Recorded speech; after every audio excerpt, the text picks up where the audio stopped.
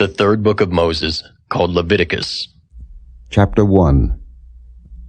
And the Lord called unto Moses, and spake unto him out of the tabernacle of the congregation, saying, Speak unto the children of Israel, and say unto them, If any man of you bring an offering unto the Lord, ye shall bring your offering of the cattle, even of the herd, and of the flock.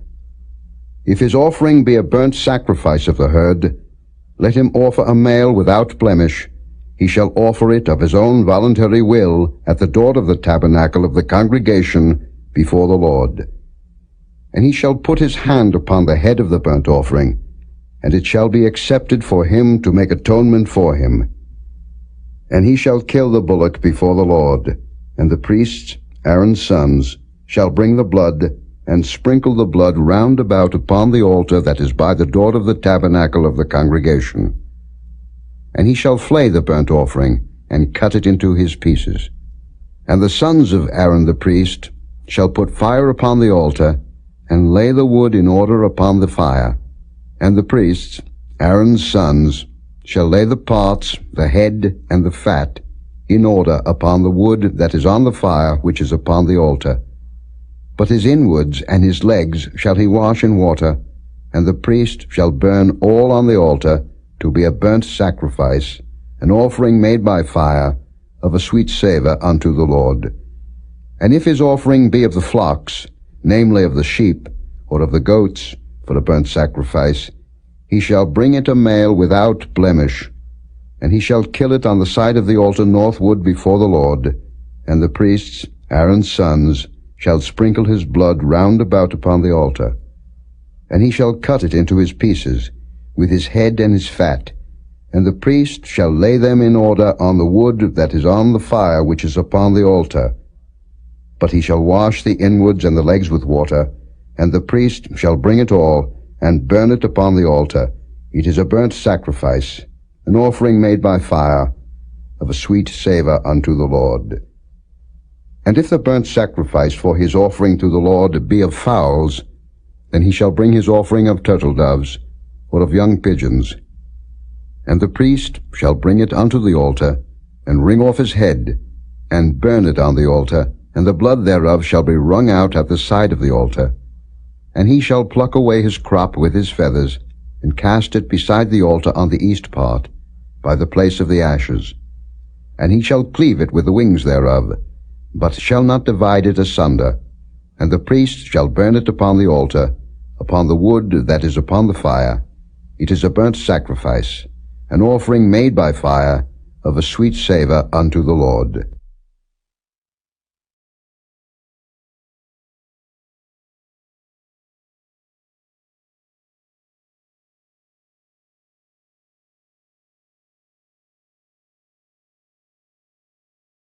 Chapter 2.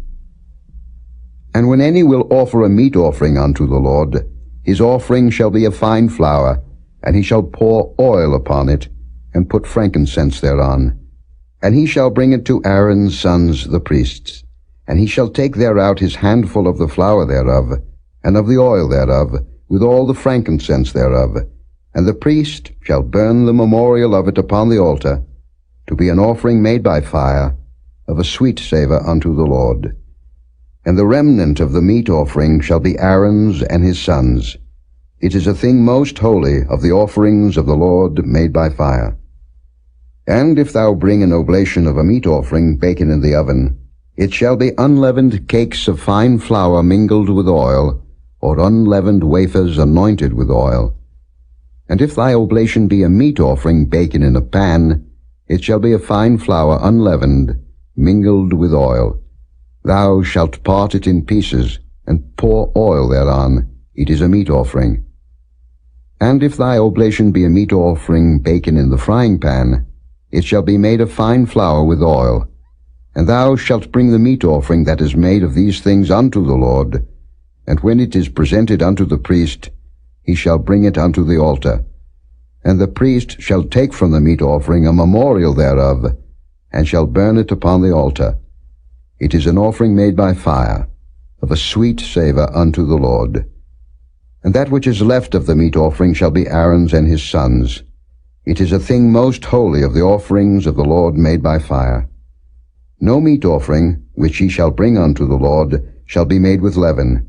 For ye shall burn no leaven, nor any honey, in any offering of the Lord made by fire. As for the oblation of the first fruits, ye shall offer them unto the Lord, but they shall not be burnt on the altar for a sweet savour.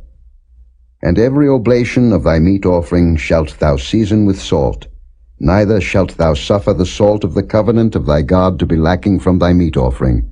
With all thine offerings thou shalt offer salt. And if thou offer a meat offering of thy first fruits unto the Lord, thou shalt offer for the meat offering of thy first fruits green ears of corn dried by the fire, even corn beaten out of full ears. And thou shalt put oil upon it, and lay frankincense thereon. It is a meat offering. And the priest shall burn the memorial of it, part of the beaten corn thereof, and part of the oil thereof, with all the frankincense thereof. It is an offering made by fire unto the Lord.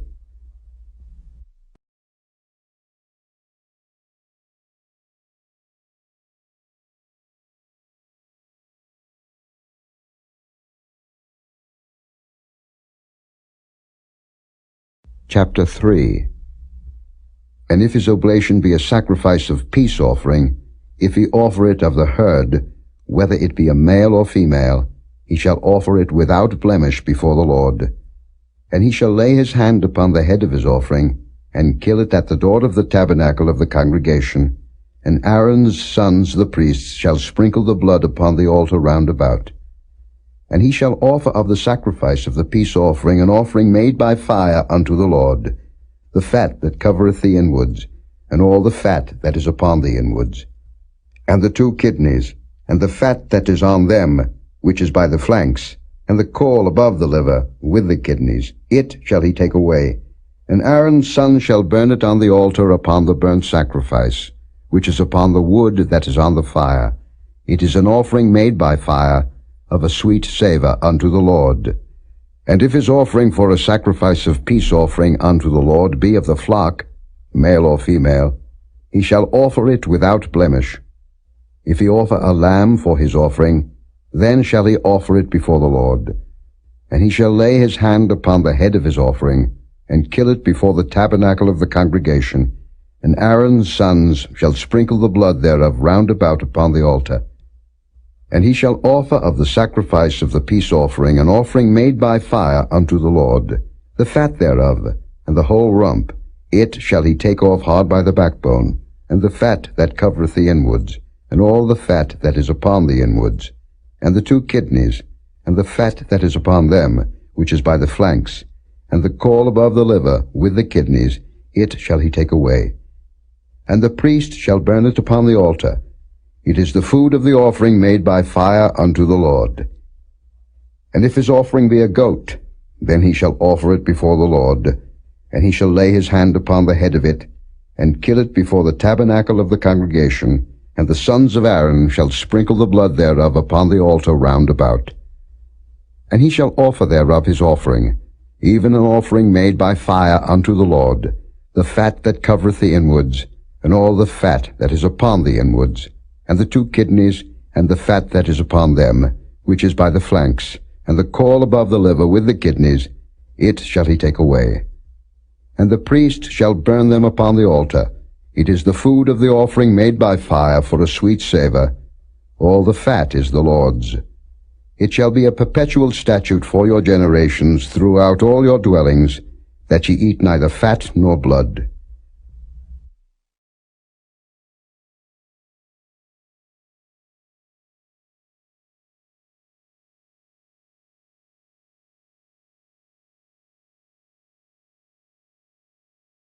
Chapter 4.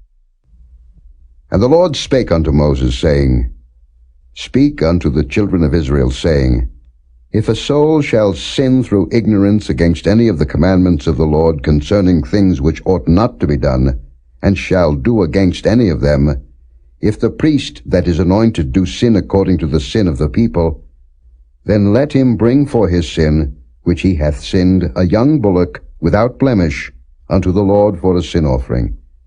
And he shall bring the bullock unto the door of the tabernacle of the congregation before the Lord, and shall lay his hand upon the bullock's head, and kill the bullock before the Lord. And the priest that is anointed shall take of the bullock's blood, and bring it to the tabernacle of the congregation. And the priest shall dip his finger in the blood, and sprinkle of the blood 7 times before the Lord, before the veil of the sanctuary. And the priest shall put some of the blood upon the horns of the altar of sweet incense before the Lord, which is in the tabernacle of the congregation, and shall pour all the blood of the bullock at the bottom of the altar of the burnt offering, which is at the door of the tabernacle of the congregation. And he shall take off from it all the fat of the bullock for the sin offering, the fat that covereth the inwards, and all the fat that is upon the inwards, and the 2 kidneys, and the fat that is upon them, which is by the flanks, and the caul above the liver with the kidneys, it shall he take away, as it was taken off from the bullock of the sacrifice of peace offerings. And the priest shall burn them upon the altar of the burnt offering. And the skin of the bullock, and all his flesh, with his head, and with his legs, and his inwards, and his dung. Even the whole bullock shall he carry forth without the camp unto a clean place, where the ashes are poured out, and burn him on the wood with fire, where the ashes are poured out shall he be burnt. And if the whole congregation of Israel sin through ignorance, and the thing be hid from the eyes of the assembly, and they have done somewhat against any of the commandments of the Lord concerning things which should not be done, and are guilty, when the sin, which they have sinned against it, is known, then the congregation shall offer a young bullock for the sin, and bring him before the tabernacle of the congregation. And the elders of the congregation shall lay their hands upon the head of the bullock before the Lord, and the bullock shall be killed before the Lord. And the priest that is anointed shall bring of the bullock's blood to the tabernacle of the congregation. And the priest shall dip his finger in some of the blood, and sprinkle it 7 times before the Lord, even before the veil. And he shall put some of the blood upon the horns of the altar which is before the Lord, that is in the tabernacle of the congregation, and shall pour out all the blood at the bottom of the altar of the burnt offering, which is at the door of the tabernacle of the congregation. And he shall take all his fat from him, and burn it upon the altar. And he shall do with the bullock as he did with the bullock for a sin offering.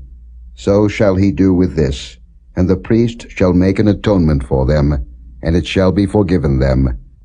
And he shall carry forth the bullock without the camp, and burn him as he burned the first bullock. It is a sin offering for the congregation. When a ruler hath sinned, and done somewhat through ignorance, against any of the commandments of the Lord his God concerning things which should not be done, and is guilty, or if his sin, wherein he hath sinned, come to his knowledge, he shall bring his offering, a kid of the goats, a male without blemish. And he shall lay his hand upon the head of the goat, and kill it in the place where they kill the burnt offering before the Lord. It is a sin offering. And the priest shall take of the blood of the sin offering with his finger, and put it upon the horns of the altar of burnt offering, and shall pour out his blood at the bottom of the altar of burnt offering. And he shall burn all his fat upon the altar, as the fat of the sacrifice of peace offerings. And the priest shall make an atonement for him as concerning his sin, and it shall be forgiven him.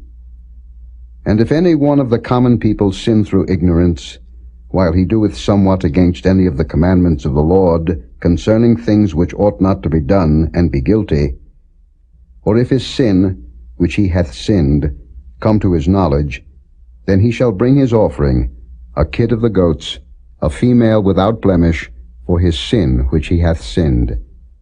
And he shall lay his hand upon the head of the sin offering, and slay the sin offering in the place of the burnt offering. And the priest shall take of the blood thereof with his finger, and put it upon the horns of the altar of burnt offering, and shall pour out all the blood thereof at the bottom of the altar. And he shall take away all the fat thereof, as the fat is taken away from off the sacrifice of peace offerings. And the priest shall burn it upon the altar for a sweet savour unto the Lord.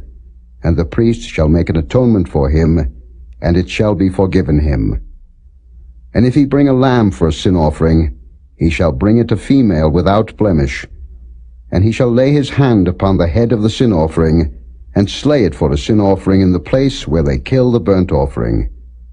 And the priest shall take of the blood of the sin offering with his finger, and put it upon the horns of the altar of burnt offering, and shall pour out all the blood thereof at the bottom of the altar. And he shall take away all the fat thereof, as the fat of the lamb is taken away from the sacrifice of the peace offerings. And the priest shall burn them upon the altar, according to the offerings made by fire unto the Lord. And the priest shall make an atonement for his sin that he hath committed, and it shall be forgiven him.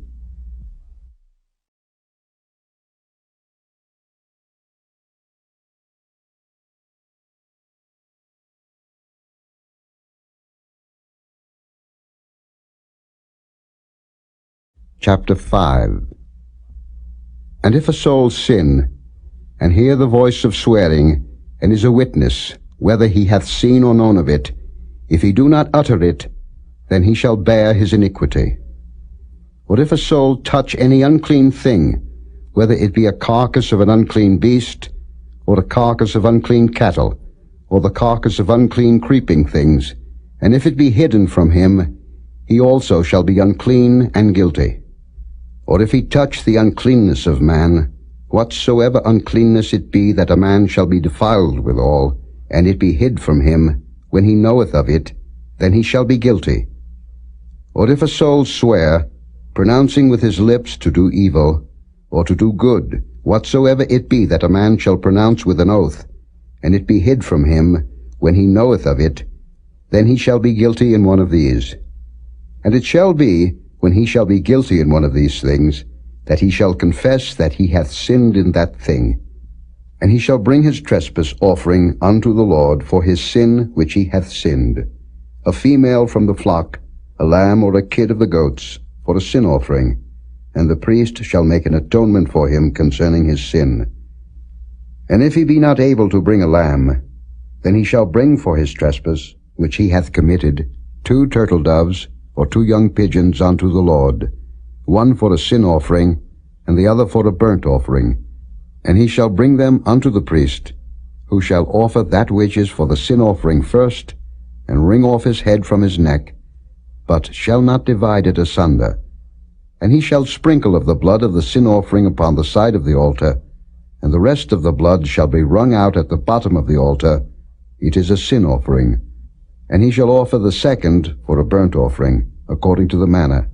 And the priest shall make an atonement for him for his sin which he hath sinned, and it shall be forgiven him. But if he be not able to bring 2 turtle doves, or 2 young pigeons, then he that sinned shall bring for his offering the 10th part of an ephah of fine flour for a sin offering.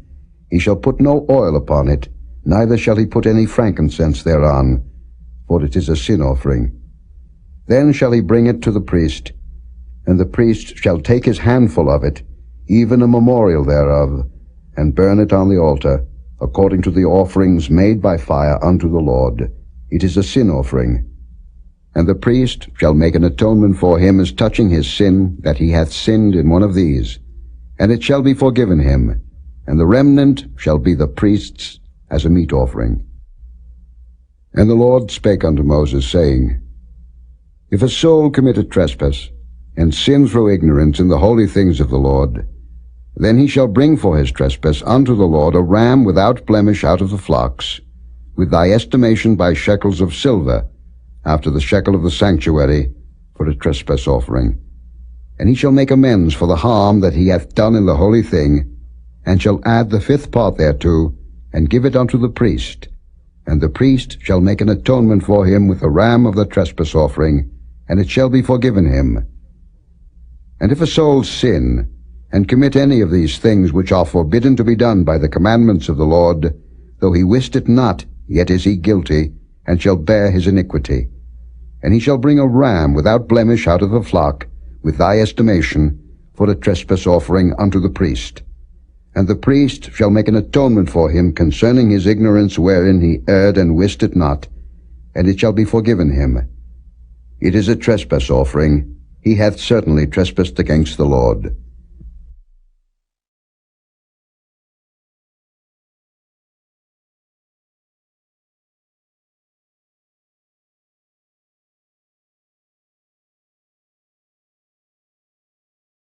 Chapter 6.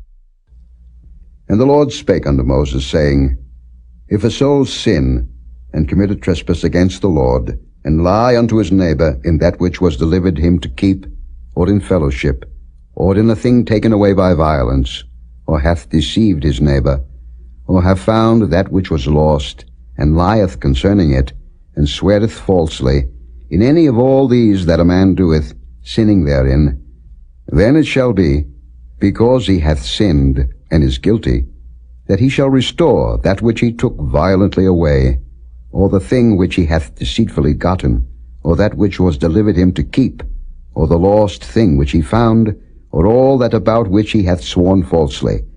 He shall even restore it in the principal, and shall add the 5th part more thereto, and give it unto him to whom it appertaineth in the day of his trespass offering.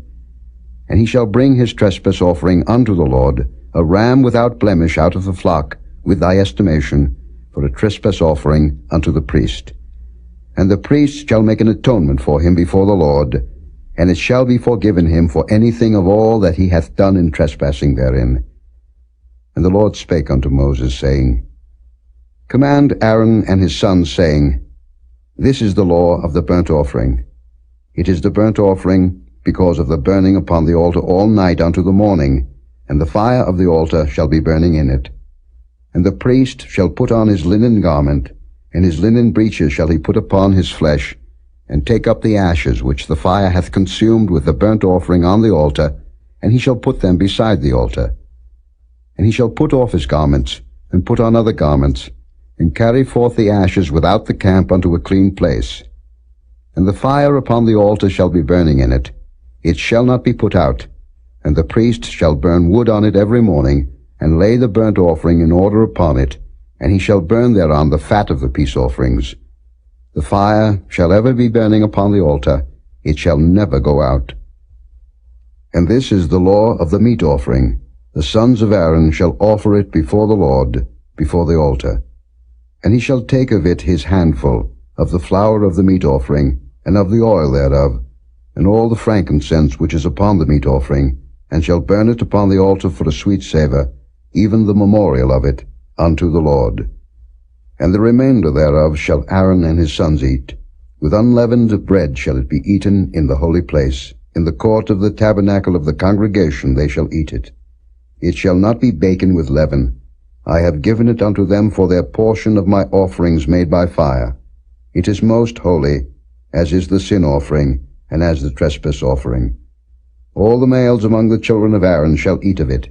It shall be a statute forever in your generations concerning the offerings of the Lord made by fire. Every one that toucheth them shall be holy. And the Lord spake unto Moses, saying, This is the offering of Aaron and of his sons, which they shall offer unto the Lord in the day when he is anointed, the 10th part of an ephah of fine flour for a meat offering perpetual, half of it in the morning, and half thereof at night. In a pan it shall be made with oil, and when it is baken, thou shalt bring it in, and the baken pieces of the meat offering shalt thou offer for a sweet savour unto the Lord. And the priest of his sons that is anointed in his stead shall offer it. It is a statute forever unto the Lord. It shall be wholly burnt. For every meat offering for the priest shall be wholly burnt. It shall not be eaten. And the Lord spake unto Moses, saying, Speak unto Aaron and to his sons, saying, This is the law of the sin offering. In the place where the burnt offering is killed shall the sin offering be killed before the Lord. It is most holy. The priest that offereth it for sin shall eat it. In the holy place shall it be eaten, in the court of the tabernacle of the congregation. Whatsoever shall touch the flesh thereof shall be holy. And when there is sprinkled of the blood thereof upon any garment, thou shalt wash that whereon it was sprinkled in the holy place. But the earthen vessel wherein it is sodden shall be broken. And if it be sodden in a brazen pot, it shall be both scoured and rinsed in water. All the males among the priests shall eat thereof. It is most holy. And no sin offering, whereof any of the blood is brought into the tabernacle of the congregation to reconcile withal in the holy place, shall be eaten. It shall be burnt in the fire.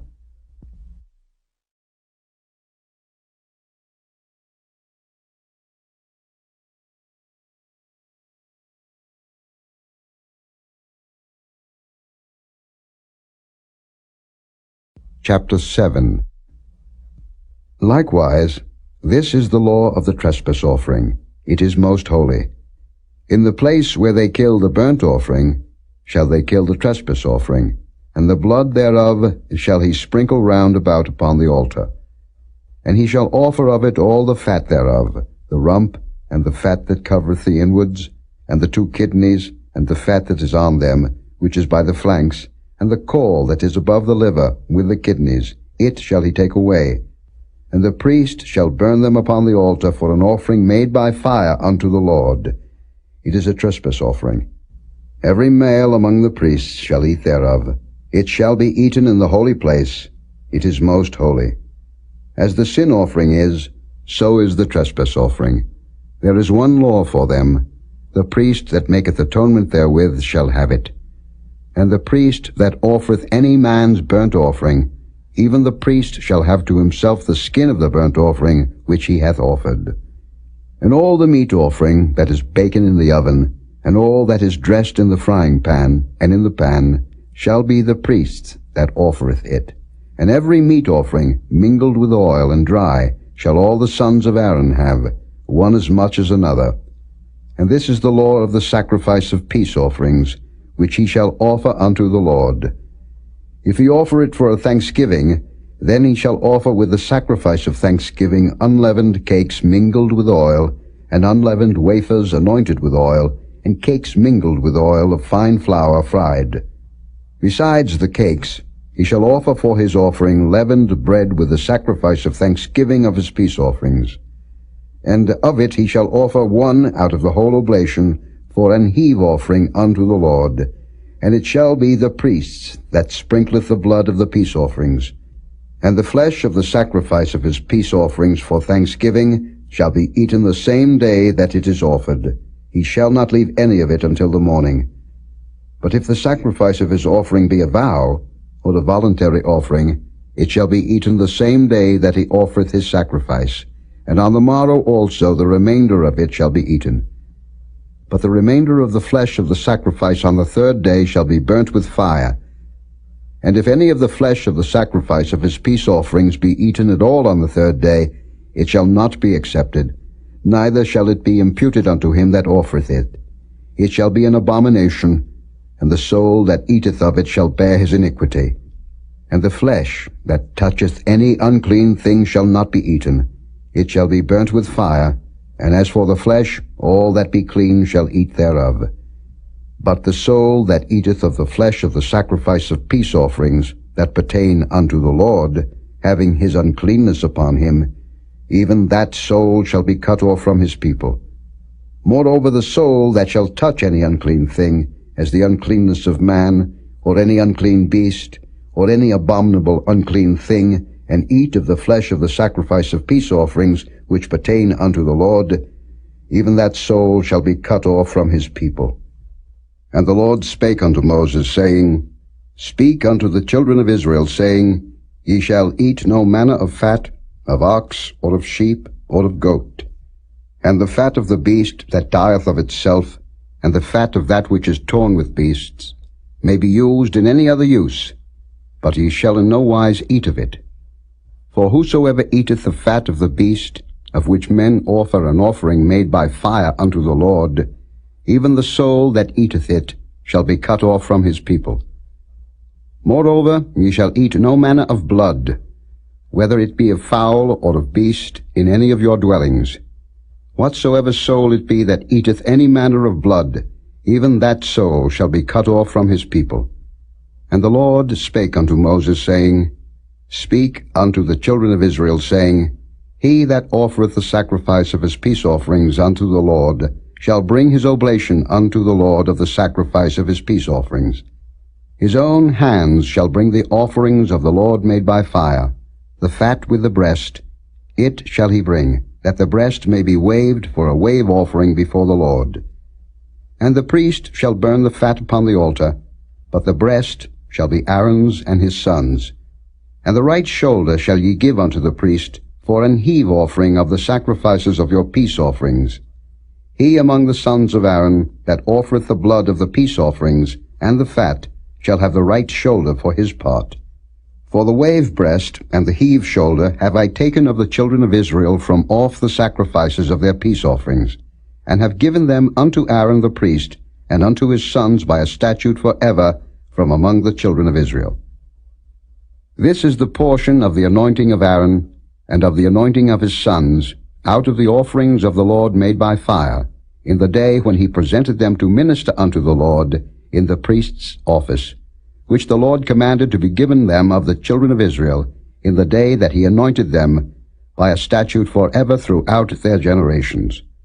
This is the law of the burnt offering, of the meat offering, and of the sin offering, and of the trespass offering, and of the consecrations, and of the sacrifice of the peace offerings, which the Lord commanded Moses in Mount Sinai, in the day that he commanded the children of Israel to offer their oblations unto the Lord in the wilderness of Sinai.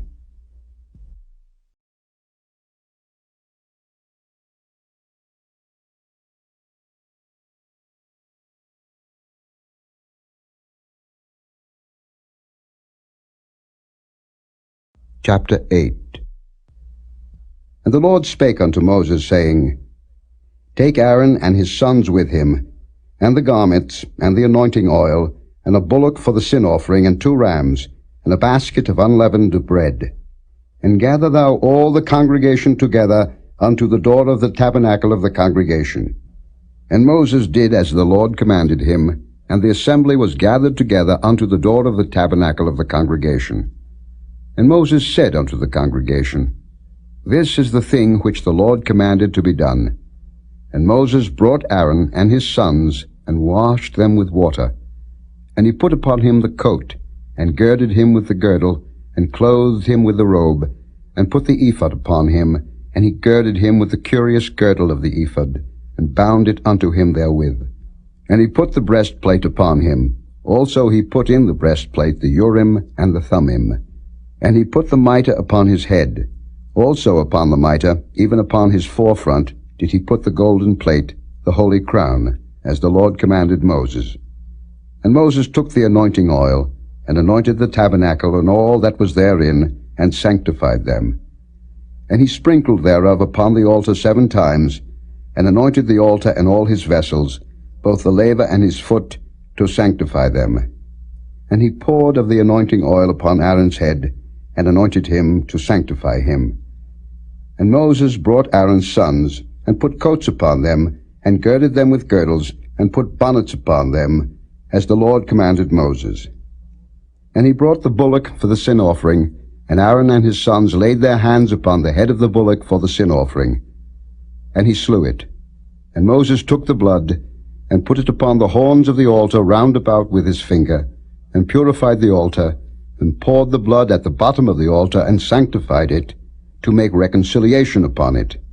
And he took all the fat that was upon the inwards, and the caul above the liver, and the 2 kidneys and their fat, and Moses burned it upon the altar. But the bullock and his hide, his flesh and his dung, he burnt with fire without the camp, as the Lord commanded Moses. And he brought the ram for the burnt offering. And Aaron and his sons laid their hands upon the head of the ram. And he killed it, and Moses sprinkled the blood upon the altar round about. And he cut the ram into pieces, and Moses burnt the head, and the pieces, and the fat. And he washed the inwards and the legs in water, and Moses burnt the whole ram upon the altar. It was a burnt sacrifice for a sweet savour, and an offering made by fire unto the Lord, as the Lord commanded Moses. And he brought the other ram, the ram of consecration, and Aaron and his sons laid their hands upon the head of the ram. And he slew it. And Moses took of the blood of it, and put it upon the tip of Aaron's right ear, and upon the thumb of his right hand, and upon the great toe of his right foot. And he brought Aaron's sons, and Moses put of the blood upon the tip of their right ear, and upon the thumbs of their right hands, and upon the great toes of their right feet. And Moses sprinkled the blood upon the altar round about. And he took the fat, and the rump, and all the fat that was upon the inwards, and the caul above the liver, and the 2 kidneys, and their fat, and the right shoulder, and out of the basket of unleavened bread that was before the Lord, he took 1 unleavened cake, and a cake of oiled bread, and 1 wafer, and put them on the fat, and upon the right shoulder. And he put all upon Aaron's hands, and upon his sons' hands, and waved them for a wave offering before the Lord. And Moses took them from off their hands, and burnt them on the altar upon the burnt offering. They were consecrations for a sweet savour. It is an offering made by fire unto the Lord. And Moses took the breast, and waved it for a wave offering before the Lord. For of the ram of consecration it was Moses' part, as the Lord commanded Moses. And Moses took of the anointing oil, and of the blood which was upon the altar, and sprinkled it upon Aaron, and upon his garments, and upon his sons, and upon his sons' garments with him, and sanctified Aaron, and his garments, and his sons' garments with him. And Moses said unto Aaron and to his sons, Boil the flesh at the door of the tabernacle of the congregation, and there eat it with the bread that is in the basket of consecrations, as I commanded, saying, Aaron and his sons shall eat it. And that which remaineth of the flesh and of the bread shall ye burn with fire. And ye shall not go out of the door of the tabernacle of the congregation in 7 days, until the days of your consecration be at an end. For 7 days shall he consecrate you, as he hath done this day, so the Lord hath commanded to do, to make an atonement for you. Therefore shall ye abide at the door of the tabernacle of the congregation day and night 7 days, and keep the charge of the Lord, that ye die not, for so I am commanded.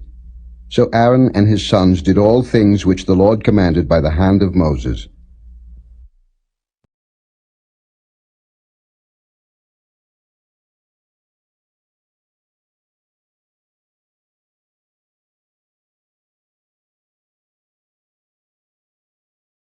Chapter 9.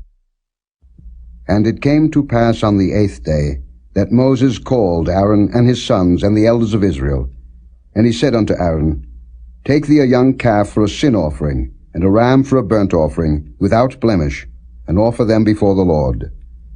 And unto the children of Israel thou shalt speak, saying, Take ye a kid of the goats for a sin offering, and a calf and a lamb, both of the first year, without blemish, for a burnt offering. Also a bullock and a ram for peace offerings, to sacrifice before the Lord, and a meat offering mingled with oil, for today the Lord will appear unto you. And they brought that which Moses commanded before the tabernacle of the congregation, and all the congregation drew near and stood before the Lord. And Moses said, This is the thing which the Lord commanded that ye should do, and the glory of the Lord shall appear unto you. And Moses said unto Aaron, Go unto the altar, and offer thy sin offering and thy burnt offering, and make an atonement for thyself and for the people. And offer the offering of the people, and make an atonement for them, as the Lord commanded. Aaron therefore went unto the altar, and slew the calf of the sin offering, which was for himself. And the sons of Aaron brought the blood unto him, and he dipped his finger in the blood, and put it upon the horns of the altar, and poured out the blood at the bottom of the altar. But the fat, and the kidneys, and the caul above the liver of the sin offering he burnt upon the altar, as the Lord commanded Moses. And the flesh and the hide he burnt with fire without the camp. And he slew the burnt offering, and Aaron's sons presented unto him the blood, which he sprinkled round about upon the altar. And they presented the burnt offering unto him, with the pieces thereof, and the head, and he burnt them upon the altar. And he did wash the inwards and the legs, and burnt them upon the burnt offering on the altar. And he brought the people's offering, and took the goat, which was the sin offering for the people, and slew it, and offered it for sin as the first. And he brought the burnt offering, and offered it according to the manner. And he brought the meat offering, and took an handful thereof, and burnt it upon the altar, beside the burnt sacrifice of the morning. He slew also the bullock and the ram for a sacrifice of peace offerings, which was for the people. And Aaron's sons presented unto him the blood, which he sprinkled upon the altar round about. And the fat of the bullock and of the ram, the rump, and that which covereth the inwards, and the kidneys, and the caul above the liver. And they put the fat upon the breasts, and he burnt the fat upon the altar. And the breasts and the right shoulder Aaron waved for a wave offering before the Lord, as Moses commanded. And Aaron lifted up his hand toward the people, and blessed them, and came down from offering of the sin offering, and the burnt offering, and peace offerings. And Moses and Aaron went into the tabernacle of the congregation, and came out, and blessed the people, and the glory of the Lord appeared unto all the people. And there came a fire out from before the Lord, and consumed upon the altar the burnt offering and the fat, which when all the people saw, they shouted, and fell on their faces.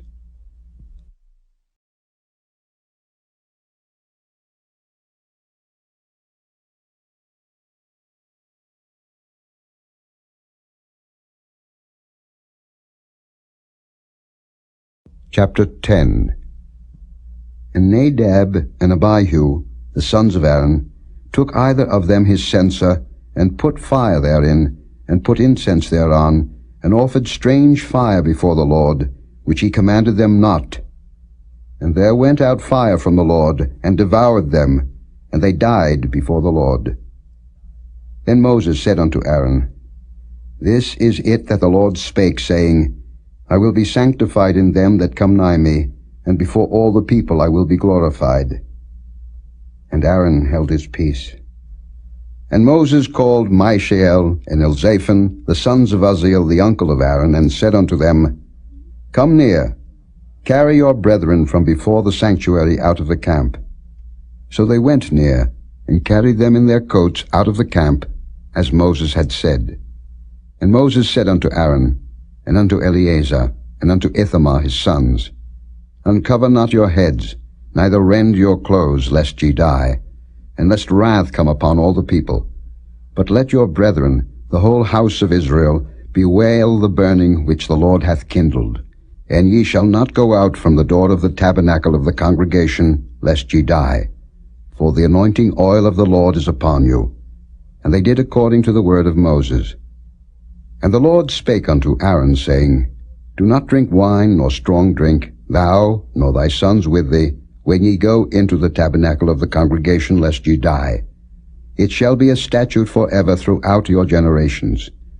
And that ye may put difference between holy and unholy, and between unclean and clean, and that ye may teach the children of Israel all the statutes which the Lord hath spoken unto them by the hand of Moses. And Moses spake unto Aaron, and unto Eleazar, and unto Ithamar his sons that were left, Take the meat offering that remaineth of the offerings of the Lord made by fire, and eat it without leaven beside the altar, for it is most holy. And ye shall eat it in the holy place, because it is thy due, and thy son's due, of the sacrifices of the Lord made by fire, for so I am commanded. And the wave breast and heave shoulder shall ye eat in a clean place, thou and thy sons and thy daughters with thee, for they be thy due, and thy sons' due, which are given out of the sacrifices of peace offerings of the children of Israel. The heave shoulder and the wave breast shall they bring with the offerings made by fire of the fat, to wave it for a wave offering before the Lord, and it shall be thine, and thy sons with thee, by a statute forever, as the Lord hath commanded. And Moses diligently sought the goat of the sin offering, and behold, it was burnt. And he was angry with Eleazar and Ithamar, the sons of Aaron which were left alive, saying, Wherefore have ye not eaten the sin offering in the holy place, seeing it is most holy, and God hath given it you to bear the iniquity of the congregation, to make atonement for them before the Lord? Behold, the blood of it was not brought in within the holy place. Ye should indeed have eaten it in the holy place, as I commanded. And Aaron said unto Moses, Behold, this day have they offered their sin offering and their burnt offering before the Lord. And such things have befallen me, and if I had eaten the sin offering today, should it have been accepted in the sight of the Lord? And when Moses heard that, he was content.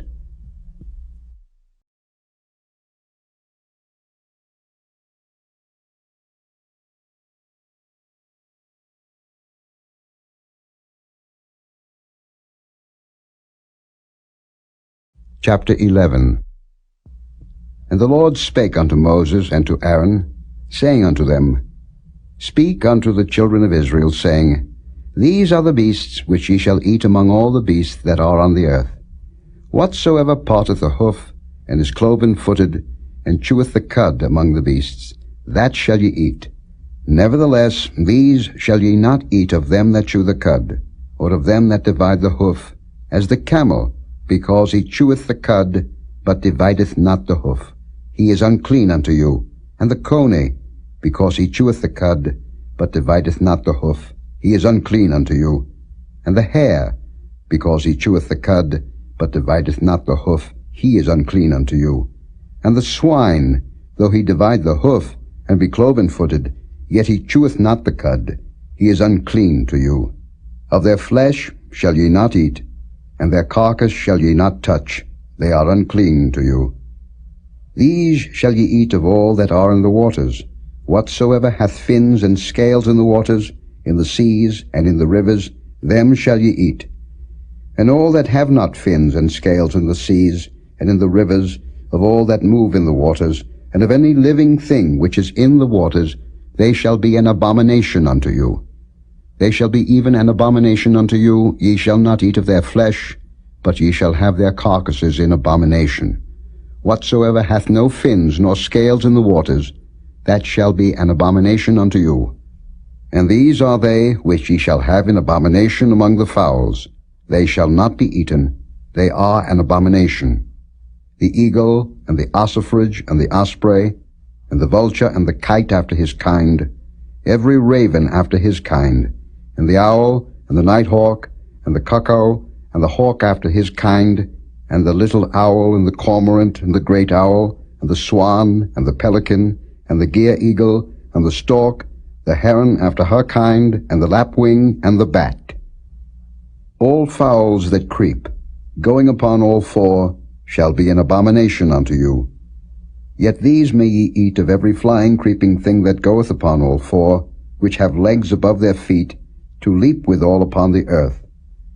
Even these of them ye may eat, the locust after his kind, and the bald locust after his kind, and the beetle after his kind, and the grasshopper after his kind. But all other flying creeping things which have 4 feet shall be an abomination unto you. And for these ye shall be unclean. Whosoever toucheth the carcass of them shall be unclean until the even. And whosoever beareth aught of the carcass of them shall wash his clothes, and be unclean until the even. The carcasses of every beast which divideth the hoof, and is not cloven-footed, nor cheweth the cud, are unclean unto you. Every one that toucheth them shall be unclean. And whatsoever goeth upon his paws among all manner of beasts that go on all 4, those are unclean unto you. Whoso toucheth their carcass shall be unclean until the even. And he that beareth the carcass of them shall wash his clothes, and be unclean until the even. They are unclean unto you. These also shall be unclean unto you among the creeping things that creep upon the earth, the weasel, and the mouse, and the tortoise after his kind, and the ferret, and the chameleon, and the lizard, and the snail, and the mole. These are unclean to you among all that creep. Whosoever doth touch them, when they be dead, shall be unclean until the even. And upon whatsoever any of them, when they are dead, doth fall, it shall be unclean, whether it be any vessel of wood, or raiment, or skin, or sack, whatsoever vessel it be, wherein any work is done, it must be put into water, and it shall be unclean until the even, so it shall be cleansed. And every earthen vessel, whereinto any of them falleth, whatsoever is in it shall be unclean, and ye shall break it.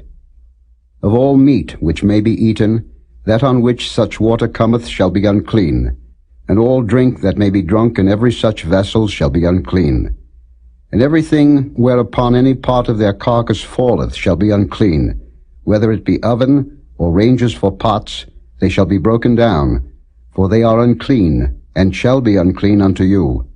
Nevertheless, a fountain or pit, wherein there is plenty of water, shall be clean, but that which toucheth their carcass shall be unclean.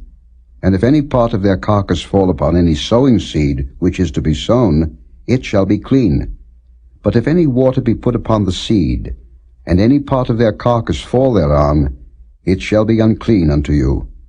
And if any beast, of which ye may eat, die, he that toucheth the carcass thereof shall be unclean until the even. And he that eateth of the carcass of it shall wash his clothes, and be unclean until the even. He also that beareth the carcass of it shall wash his clothes, and be unclean until the even. And every creeping thing that creepeth upon the earth shall be an abomination. It shall not be eaten. Whatsoever goeth upon the belly, and whatsoever goeth upon all four, or whatsoever hath more feet among all creeping things that creep upon the earth, them ye shall not eat, for they are an abomination. Ye shall not make yourselves abominable with any creeping thing that creepeth, neither shall ye make yourselves unclean with them, that ye should be defiled thereby. For I am the Lord your God. Ye shall therefore sanctify yourselves, and ye shall be holy, for I am holy. Neither shall ye defile yourselves with any manner of creeping thing that creepeth upon the earth. For I am the Lord that bringeth you up out of the land of Egypt, to be your God. Ye shall therefore be holy, for I am holy. This is the law of the beasts, and of the fowl, and of every living creature that moveth in the waters, and of every creature that creepeth upon the earth, to make a difference between the unclean and the clean, and between the beast that may be eaten, and the beast that may not be eaten.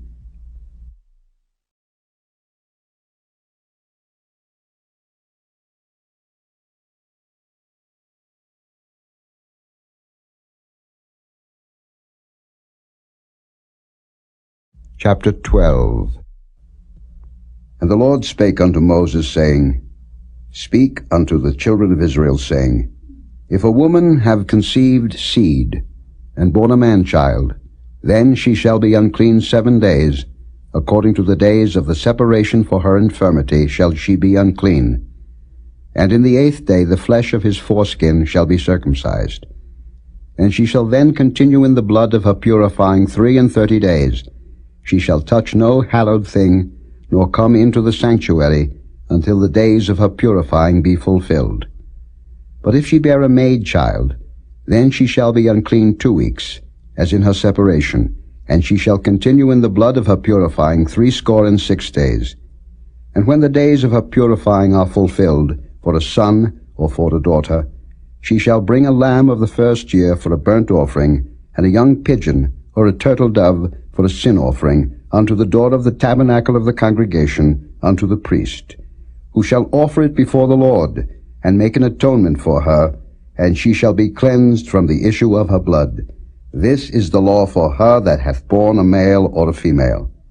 And if she be not able to bring a lamb, then she shall bring 2 turtles, or 2 young pigeons, the one for the burnt offering, and the other for a sin offering, and the priest shall make an atonement for her, and she shall be clean.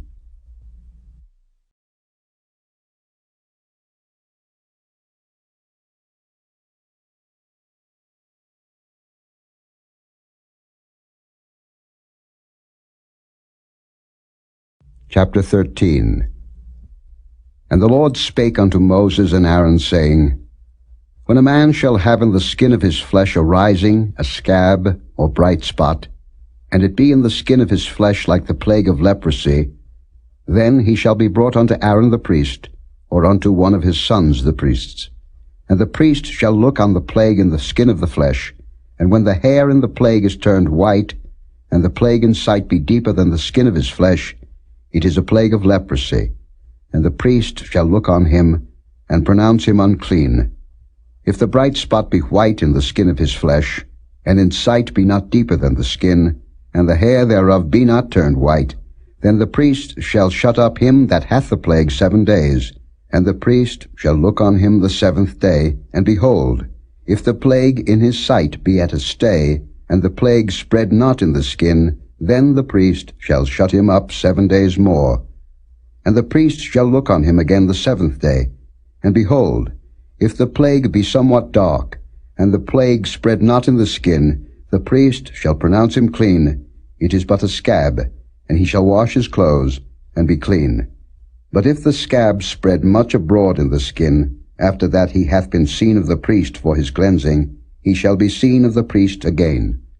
And if the priest see that, behold, the scab spreadeth in the skin, then the priest shall pronounce him unclean. It is a leprosy. When the plague of leprosy is in a man, then he shall be brought unto the priest. And the priest shall see him, and behold, if the rising be white in the skin, and it have turned the hair white, and there be quick raw flesh in the rising, it is an old leprosy in the skin of his flesh, and the priest shall pronounce him unclean, and shall not shut him up, for he is unclean. And if a leprosy break out abroad in the skin, and the leprosy cover all the skin of him that hath the plague from his head even to his foot, wheresoever the priest looketh, then the priest shall consider, and behold, if the leprosy have covered all his flesh, he shall pronounce him clean that hath the plague. It is all turned white, he is clean. But when raw flesh appeareth in him, he shall be unclean. And the priest shall see the raw flesh, and pronounce him to be unclean, for the raw flesh is unclean, it is a leprosy. Or if the raw flesh turn again, and be changed unto white, he shall come unto the priest. And the priest shall see him, and behold, if the plague be turned into white, then the priest shall pronounce him clean that hath the plague. He is clean. The flesh also, in which, even in the skin thereof, was a boil, and is healed. And in the place of the boil there be a white rising, or a bright spot, white, and somewhat reddish, and it be showed to the priest. And if, when the priest seeth it, behold, it be in sight lower than the skin, and the hair thereof be turned white, the priest shall pronounce him unclean. It is a plague of leprosy broken out of the boil. But if the priest look on it, and behold, there be no white hairs therein, and if it be not lower than the skin, but be somewhat dark, then the priest shall shut him up 7 days. And if it spread much abroad in the skin, then the priest shall pronounce him unclean. It is a plague. But if the bright spot stay in his place, and spread not, it is a burning boil, and the priest shall pronounce him clean.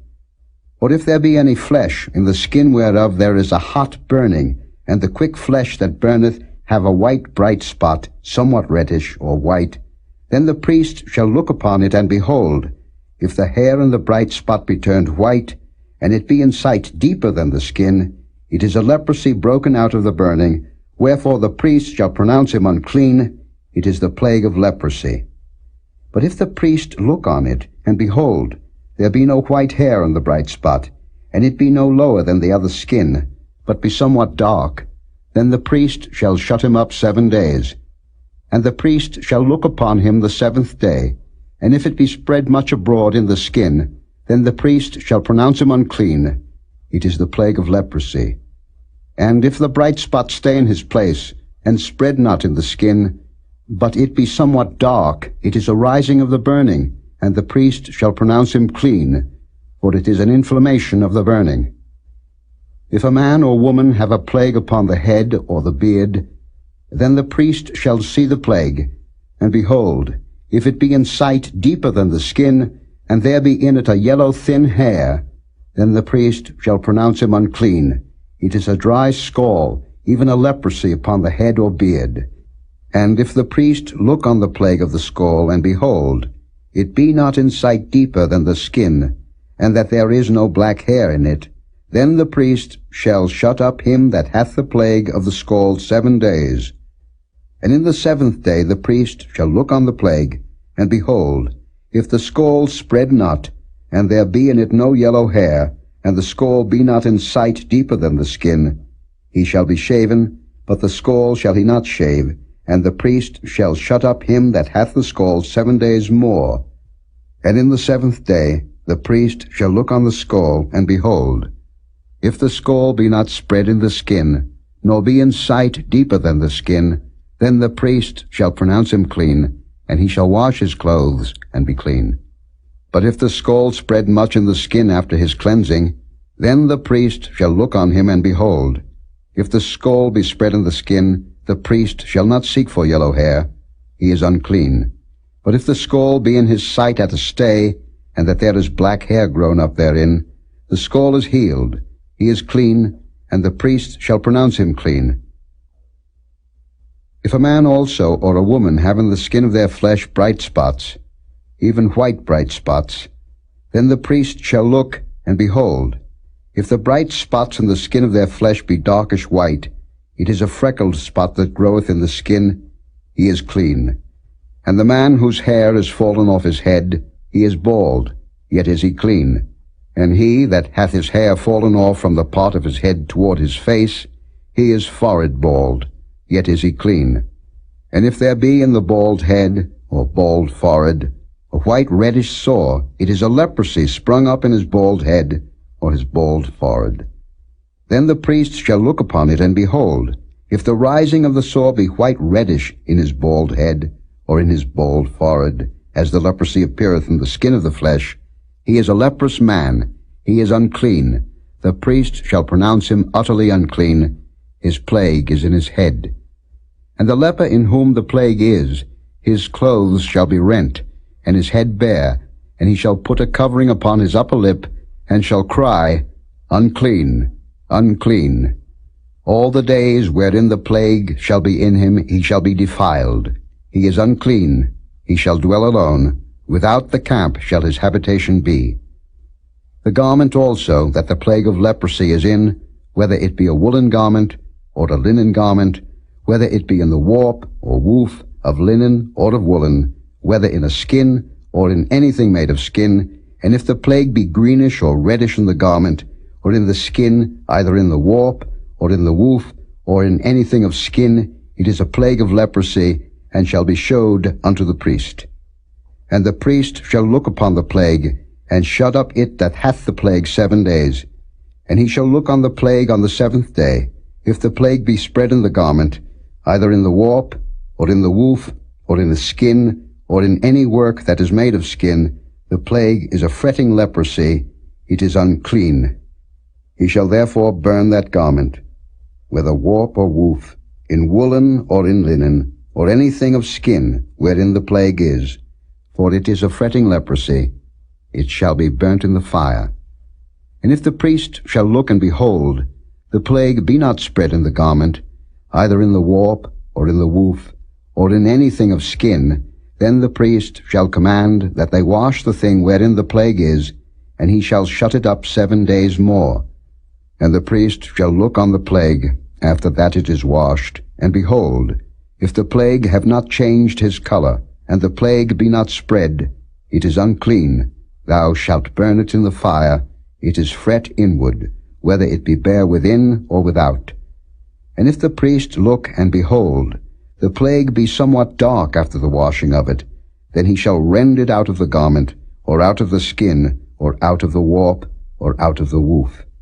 And if it appear still in the garment, either in the warp, or in the woof, or in anything of skin, it is a spreading plague. Thou shalt burn that wherein the plague is with fire. And the garment, either warp, or woof, or whatsoever thing of skin it be, which thou shalt wash, if the plague be departed from them, then it shall be washed the 2nd time, and shall be clean. This is the law of the plague of leprosy in a garment of woolen or linen, either in the warp, or woof, or anything of skins, to pronounce it clean, or to pronounce it unclean.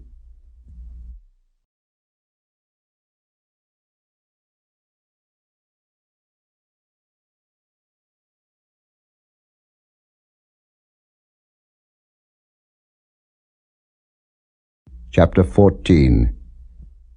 And the Lord spake unto Moses, saying, This shall be the law of the leper in the day of his cleansing.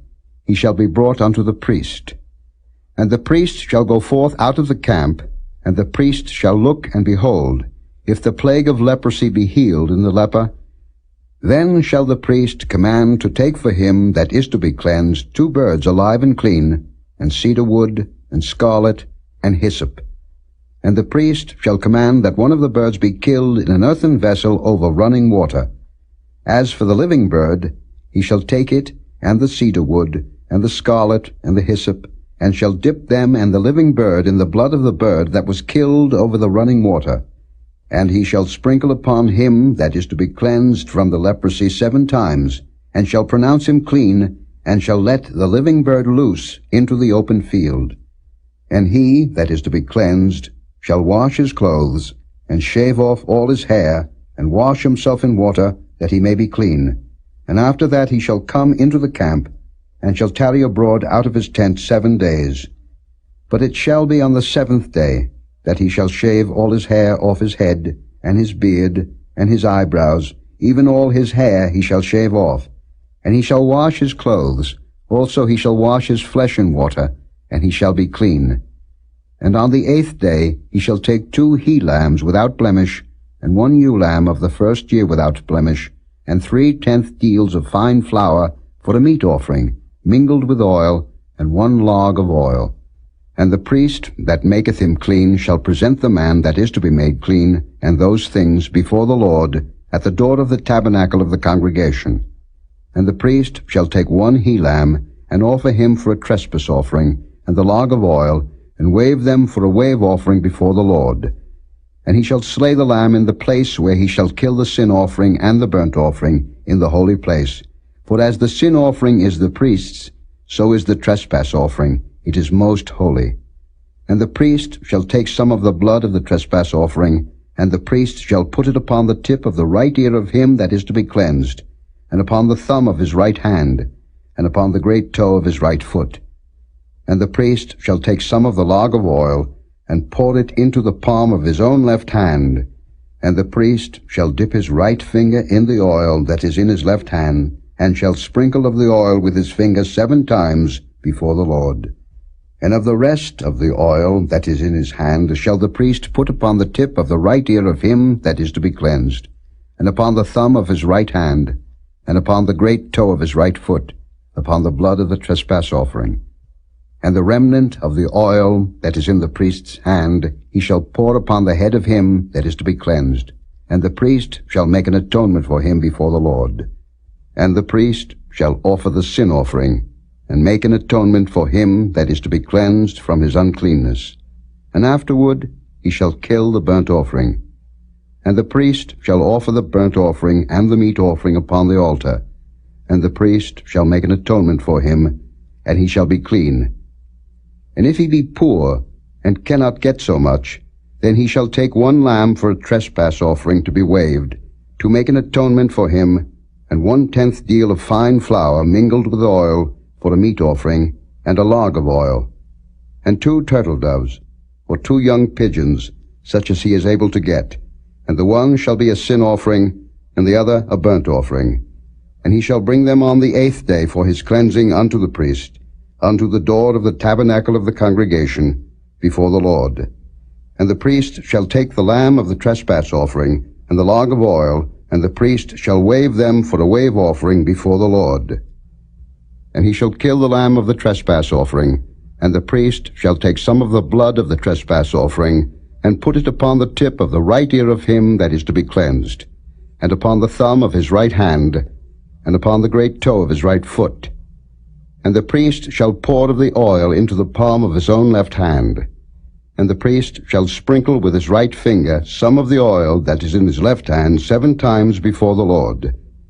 And the priest shall put of the oil that is in his hand upon the tip of the right ear of him that is to be cleansed, and upon the thumb of his right hand, and upon the great toe of his right foot, upon the place of the blood of the trespass offering. And the rest of the oil that is in the priest's hand he shall put upon the head of him that is to be cleansed, to make an atonement for him before the Lord.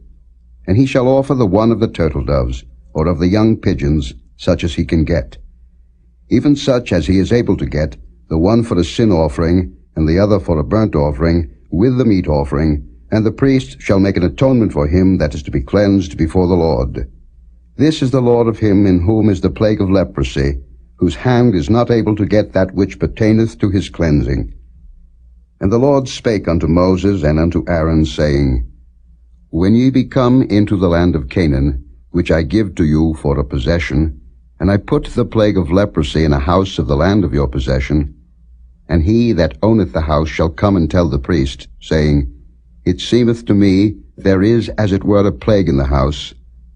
Then the priest shall command that they empty the house, before the priest go in to see the plague, that all that is in the house be not made unclean, and afterward the priest shall go in to see the house.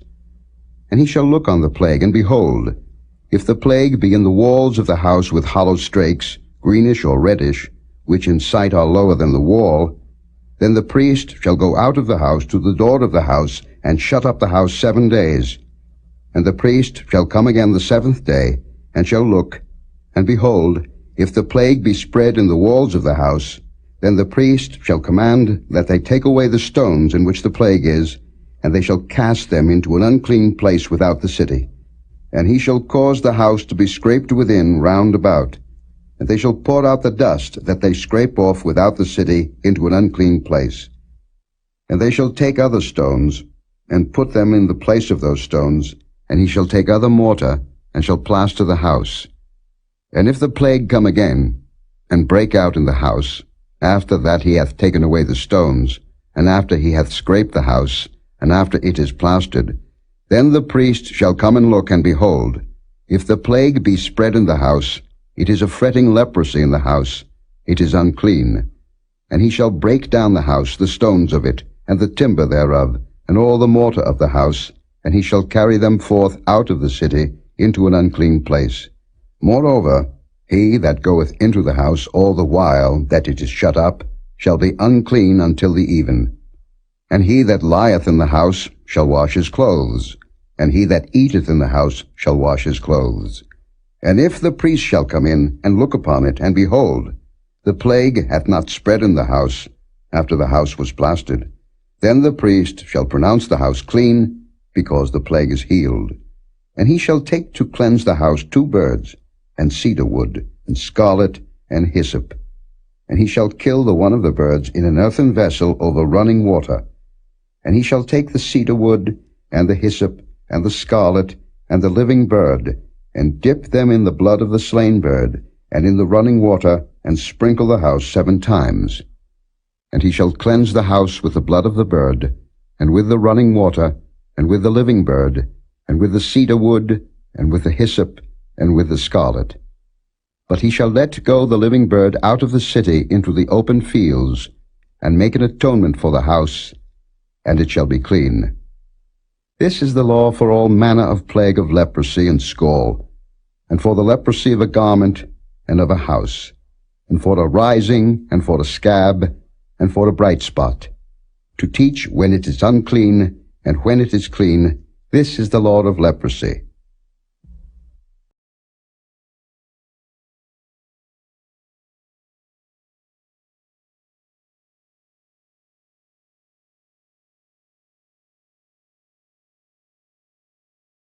Chapter 15.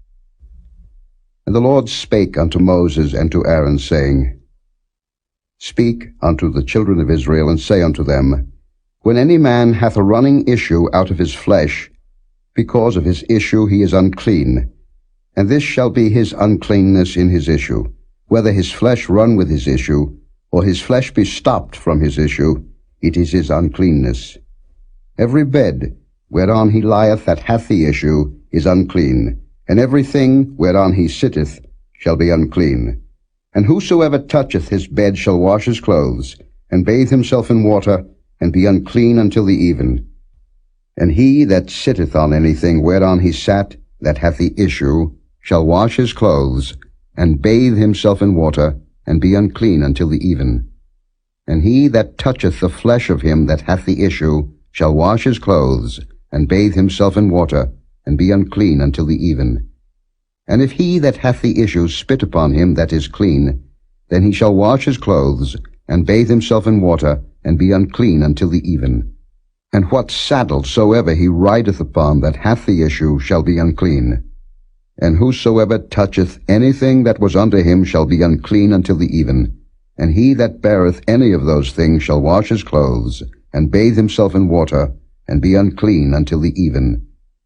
And whomsoever he toucheth that hath the issue, and hath not rinsed his hands in water, he shall wash his clothes, and bathe himself in water, and be unclean until the even. And the vessel of earth that he toucheth, which hath the issue, shall be broken, and every vessel of wood shall be rinsed in water. And when he that hath an issue is cleansed of his issue, then he shall number to himself 7 days for his cleansing, and wash his clothes, and bathe his flesh in running water, and shall be clean. And on the 8th day he shall take to him 2 turtle doves, or 2 young pigeons, and come before the Lord unto the door of the tabernacle of the congregation, and give them unto the priest. And the priest shall offer them, the one for a sin offering, and the other for a burnt offering, and the priest shall make an atonement for him before the Lord for his issue. And if any man's seed of copulation go out from him, then he shall wash all his flesh in water, and be unclean until the even. And every garment, and every skin, whereon is the seed of copulation, shall be washed with water, and be unclean until the even. The woman also, with whom man shall lie with seed of copulation, they shall both bathe themselves in water, and be unclean until the even. And if a woman have an issue, and her issue in her flesh be blood, she shall be put apart 7 days, and whosoever toucheth her shall be unclean until the even. And everything that she lieth upon in her separation shall be unclean. Everything also that she sitteth upon shall be unclean. And whosoever toucheth her bed shall wash his clothes, and bathe himself in water, and be unclean until the even. And whosoever toucheth anything that she sat upon shall wash his clothes, and bathe himself in water, and be unclean until the even. And if it be on her bed, or on anything whereon she sitteth, when he toucheth it, he shall be unclean until the even. And if any man lie with her at all, and her flowers be upon him, he shall be unclean 7 days, and all the bed whereon he lieth shall be unclean. And if a woman have an issue of her blood many days out of the time of her separation, or if it run beyond the time of her separation, all the days of the issue of her uncleanness shall be as the days of her separation. She shall be unclean. Every bed whereon she lieth all the days of her issue shall be unto her as the bed of her separation, and whatsoever she sitteth upon shall be unclean, as the uncleanness of her separation. And whosoever toucheth those things shall be unclean, and shall wash his clothes, and bathe himself in water, and be unclean until the even. But if she be cleansed of her issue, then she shall number to herself 7 days, and after that she shall be clean. And on the 8th day she shall take unto her 2 turtles, or 2 young pigeons, and bring them unto the priest, to the door of the tabernacle of the congregation. And the priest shall offer the one for a sin offering, and the other for a burnt offering, and the priest shall make an atonement for her before the Lord for the issue of her uncleanness. Thus shall ye separate the children of Israel from their uncleanness, that they die not in their uncleanness, when they defile my tabernacle that is among them. This is the law of him that hath an issue, and of him whose seed goeth from him, and is defiled therewith, and of her that is sick of her flowers, and of him that hath an issue, of the man and of the woman, and of him that lieth with her that is unclean.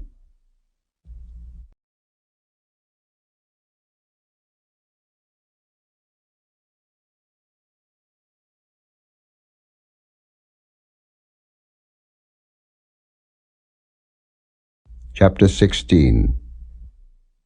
And the Lord spake unto Moses after the death of the 2 sons of Aaron, when they offered before the Lord, and died. And the Lord said unto Moses, Speak unto Aaron thy brother, that he come not at all times into the holy place within the veil before the mercy seat, which is upon the ark, that he die not. For I will appear in the cloud upon the mercy seat. Thus shall Aaron come into the holy place, with a young bullock for a sin offering, and a ram for a burnt offering. He shall put on the holy linen coat, and he shall have the linen breeches upon his flesh, and shall be girded with a linen girdle, and with the linen mitre shall he be attired. These are holy garments. Therefore shall he wash his flesh in water, and so put them on. And he shall take of the congregation of the children of Israel 2 kids of the goats for a sin offering, and 1 ram for a burnt offering. And Aaron shall offer his bullock of the sin offering, which is for himself, and make an atonement for himself and for his house. And he shall take the 2 goats, and present them before the Lord at the door of the tabernacle of the congregation. And Aaron shall cast lots upon the 2 goats, 1 lot for the Lord, and the other lot for the scapegoat. And Aaron shall bring the goat upon which the Lord's lot fell, and offer him for a sin offering. But the goat, on which the lot fell to be the scapegoat, shall be presented alive before the Lord, to make an atonement with him, and to let him go for a scapegoat into the wilderness. And Aaron shall bring the bullock of the sin offering, which is for himself, and shall make an atonement for himself and for his house, and shall kill the bullock of the sin offering which is for himself.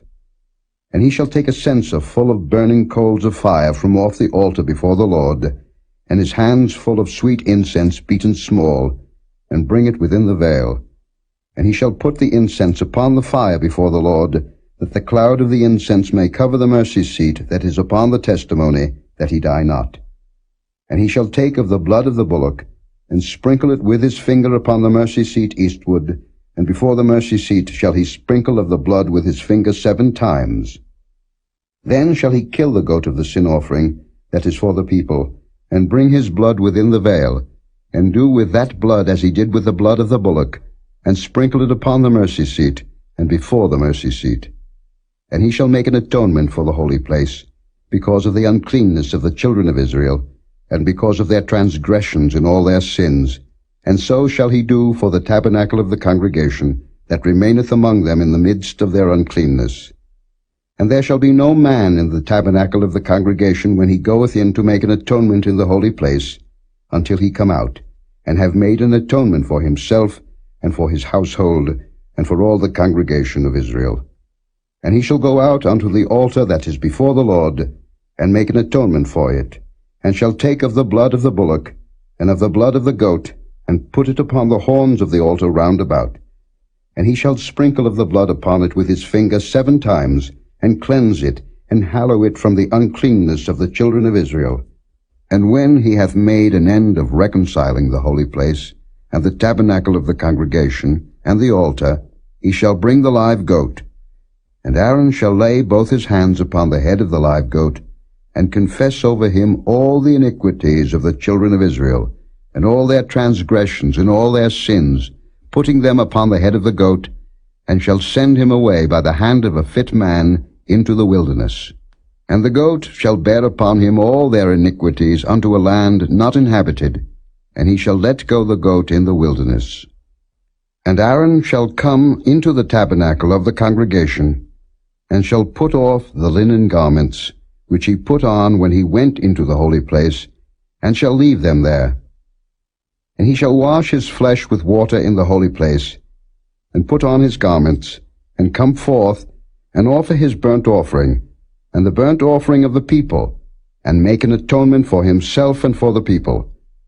And the fat of the sin offering shall he burn upon the altar.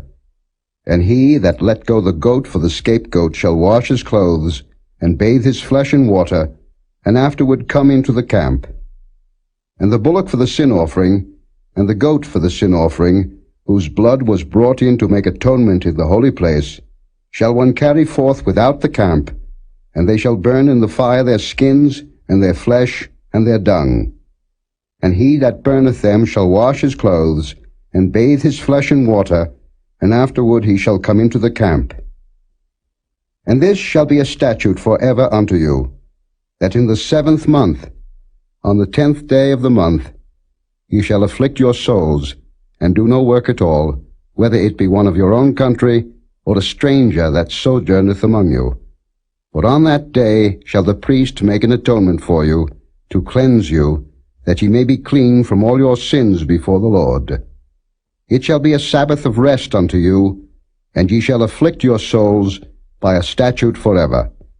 And the priest, whom he shall anoint, and whom he shall consecrate to minister in the priest's office in his father's stead, shall make the atonement, and shall put on the linen clothes, even the holy garments. And he shall make an atonement for the holy sanctuary, and he shall make an atonement for the tabernacle of the congregation, and for the altar, and he shall make an atonement for the priests, and for all the people of the congregation. And this shall be an everlasting statute unto you, to make an atonement for the children of Israel for all their sins once a year.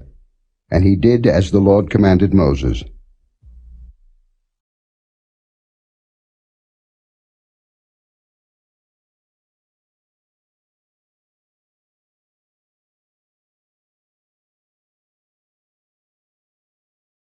Chapter 17. And the Lord spake unto Moses, saying, Speak unto Aaron, and unto his sons, and unto all the children of Israel, and say unto them, This is the thing which the Lord hath commanded, saying, What man soever there be of the house of Israel, that killeth an ox, or lamb, or goat, in the camp, or that killeth it out of the camp, and bringeth it not unto the door of the tabernacle of the congregation, to offer an offering unto the Lord before the tabernacle of the Lord, blood shall be imputed unto that man. He hath shed blood, and that man shall be cut off from among his people. To the end that the children of Israel may bring their sacrifices, which they offer in the open field, even that they may bring them unto the Lord, unto the door of the tabernacle of the congregation, unto the priest, and offer them for peace offerings unto the Lord. And the priest shall sprinkle the blood upon the altar of the Lord at the door of the tabernacle of the congregation, and burn the fat for a sweet savour unto the Lord. And they shall no more offer their sacrifices unto devils, after whom they have gone a-whoring. This shall be a statute forever unto them throughout their generations. And thou shalt say unto them, Whatsoever man there be of the house of Israel, or of the strangers which sojourn among you, that offereth a burnt offering or sacrifice, and bringeth it not unto the door of the tabernacle of the congregation, to offer it unto the Lord, even that man shall be cut off from among his people. And whatsoever man there be of the house of Israel, or of the strangers that sojourn among you, that eateth any manner of blood, I will even set my face against that soul that eateth blood, and will cut him off from among his people. For the life of the flesh is in the blood, and I have given it to you upon the altar to make an atonement for your souls. For it is the blood that maketh an atonement for the soul. Therefore I said unto the children of Israel, No soul of you shall eat blood, neither shall any stranger that sojourneth among you eat blood. And whatsoever man there be of the children of Israel, or of the strangers that sojourn among you, which hunteth and catcheth any beast or fowl that may be eaten, he shall even pour out the blood thereof, and cover it with dust. For it is the life of all flesh, the blood of it is for the life thereof. Therefore I said unto the children of Israel, Ye shall eat the blood of no manner of flesh, for the life of all flesh is the blood thereof. Whosoever eateth it shall be cut off. And every soul that eateth that which died of itself, or that which was torn with beasts, whether it be one of your own country, or a stranger, he shall both wash his clothes, and bathe himself in water, and be unclean until the even. Then shall he be clean. But if he wash them not, nor bathe his flesh, then he shall bear his iniquity.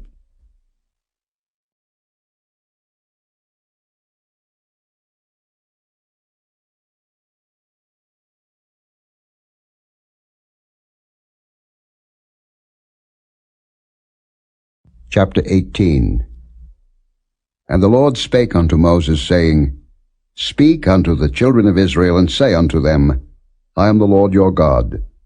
After the doings of the land of Egypt, wherein ye dwelt, shall ye not do, and after the doings of the land of Canaan, whither I bring you, shall ye not do, neither shall ye walk in their ordinances. Ye shall do my judgments, and keep mine ordinances, to walk therein. I am the Lord your God. Ye shall therefore keep my statutes and my judgments, which if a man do, he shall live in them. I am the Lord. None of you shall approach to any that is near of kin to him, to uncover their nakedness. I am the Lord. The nakedness of thy father, or the nakedness of thy mother, shalt thou not uncover. She is thy mother. Thou shalt not uncover her nakedness.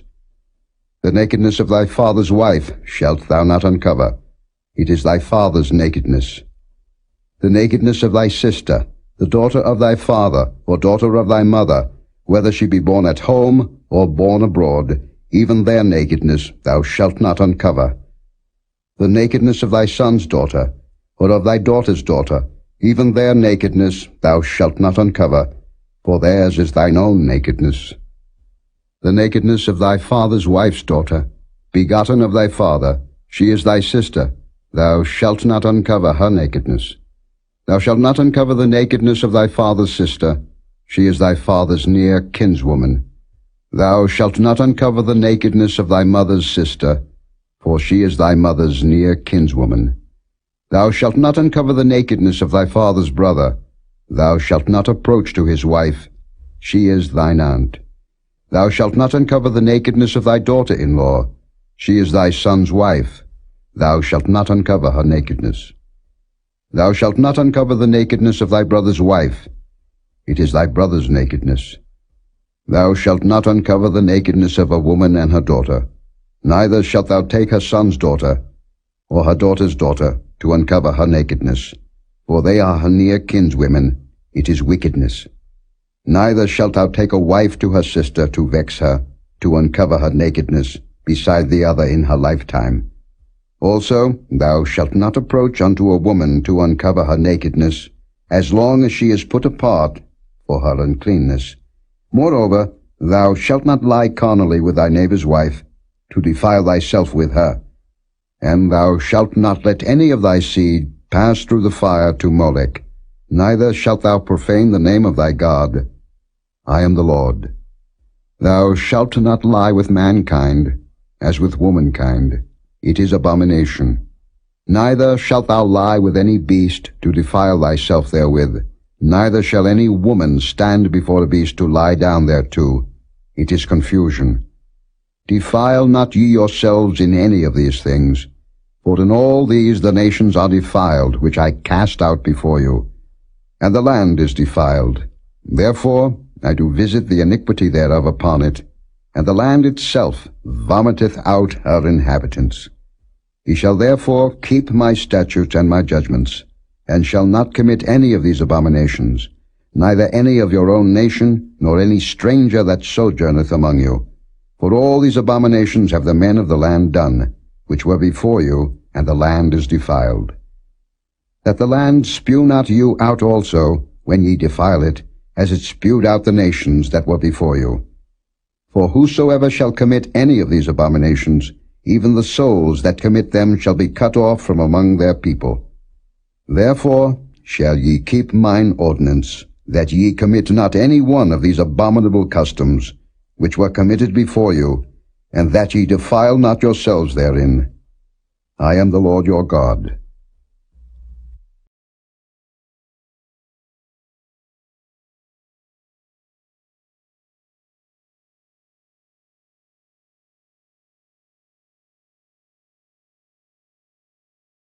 Chapter 19. And the Lord spake unto Moses, saying, Speak unto all the congregation of the children of Israel, and say unto them, Ye shall be holy, for I the Lord your God am holy. Ye shall fear every man his mother and his father, and keep my Sabbaths. I am the Lord your God. Turn ye not unto idols, nor make to yourselves molten gods. I am the Lord your God. And if ye offer a sacrifice of peace offerings unto the Lord, ye shall offer it at your own will. It shall be eaten the same day ye offer it, and on the morrow. And if aught remain until the third day, it shall be burnt in the fire. And if it be eaten at all on the third day, it is abominable. It shall not be accepted. Therefore every one that eateth it shall bear his iniquity, because he hath profaned the hallowed thing of the Lord, and that soul shall be cut off from among his people. And when ye reap the harvest of your land, thou shalt not wholly reap the corners of thy field, neither shalt thou gather the gleanings of thy harvest. And thou shalt not glean thy vineyard, neither shalt thou gather every grape of thy vineyard. Thou shalt leave them for the poor and stranger. I am the Lord your God. Ye shall not steal, neither deal falsely, neither lie one to another. And ye shall not swear by my name falsely, neither shalt thou profane the name of thy God. I am the Lord. Thou shalt not defraud thy neighbor, neither rob him. The wages of him that is hired shall not abide with thee all night until the morning. Thou shalt not curse the deaf, nor put a stumbling block before the blind, but shalt fear thy God. I am the Lord. Ye shall do no unrighteousness in judgment. Thou shalt not respect the person of the poor, nor honor the person of the mighty, but in righteousness shalt thou judge thy neighbor. Thou shalt not go up and down as a talebearer among thy people, neither shalt thou stand against the blood of thy neighbor. I am the Lord. Thou shalt not hate thy brother in thine heart. Thou shalt in any wise rebuke thy neighbor, and not suffer sin upon him. Thou shalt not avenge, nor bear any grudge against the children of thy people, but thou shalt love thy neighbor as thyself. I am the Lord. Ye shall keep my statutes. Thou shalt not let thy cattle gender with a diverse kind. Thou shalt not sow thy field with mingled seed, neither shall a garment mingled of linen and woolen come upon thee. And whosoever lieth carnally with a woman, that is a bondmaid, betrothed to an husband, and not at all redeemed, nor freedom given her, she shall be scourged. They shall not be put to death, because she was not free. And he shall bring his trespass offering unto the Lord, unto the door of the tabernacle of the congregation, even a ram for a trespass offering. And the priest shall make an atonement for him with the ram of the trespass offering before the Lord for his sin which he hath done, and the sin which he hath done shall be forgiven him. And when ye shall come into the land, and shall have planted all manner of trees for food, then ye shall count the fruit thereof as uncircumcised. 3 years shall it be as uncircumcised unto you. It shall not be eaten of. But in the 4th year all the fruit thereof shall be holy to praise the Lord withal. And in the 5th year shall ye eat of the fruit thereof, that it may yield unto you the increase thereof. I am the Lord your God. Ye shall not eat anything with the blood, neither shall ye use enchantment, nor observe times. Ye shall not round the corners of your heads, neither shalt thou mar the corners of thy beard. Ye shall not make any cuttings in your flesh for the dead, nor print any marks upon you. I am the Lord. Do not prostitute thy daughter, to cause her to be a whore, lest the land fall to whoredom, and the land become full of wickedness. Ye shall keep my Sabbaths, and reverence my sanctuary. I am the Lord. Regard not them that have familiar spirits, neither seek after wizards, to be defiled by them. I am the Lord your God. Thou shalt rise up before the hoary head, and honor the face of the old man, and fear thy God. I am the Lord. And if a stranger sojourn with thee in your land, ye shall not vex him. But the stranger that dwelleth with you shall be unto you as one born among you, and thou shalt love him as thyself. For ye were strangers in the land of Egypt. I am the Lord your God. Ye shall do no unrighteousness in judgment, in meat yard, in weight, or in measure. Just balances, just weights, a just ephah, and a just hin shall ye have. I am the Lord your God, which brought you out of the land of Egypt. Therefore shall ye observe all my statutes, and all my judgments, and do them. I am the Lord.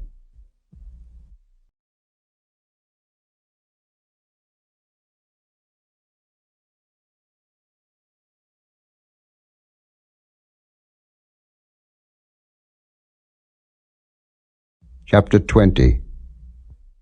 And the Lord spake unto Moses, saying, Again thou shalt say to the children of Israel, Whosoever he be of the children of Israel, or of the strangers that sojourn in Israel, that giveth any of his seed unto Molech, he shall surely be put to death. The people of the land shall stone him with stones. And I will set my face against that man, and will cut him off from among his people, because he hath given of his seed unto Molech, to defile my sanctuary, and to profane my holy name. And if the people of the land do any ways hide their eyes from the man, when he giveth of his seed unto Molech, and kill him not, then I will set my face against that man, and against his family, and will cut him off, and all that go a-whoring after him to commit whoredom with Molech, from among their people. And the soul that turneth after such as have familiar spirits, and after wizards, to go a-whoring after them, I will even set my face against that soul, and will cut him off from among his people. Sanctify yourselves therefore, and be ye holy, for I am the Lord your God. And ye shall keep my statutes, and do them. I am the Lord which sanctify you. For every one that curseth his father or his mother shall be surely put to death. He hath cursed his father or his mother, his blood shall be upon him.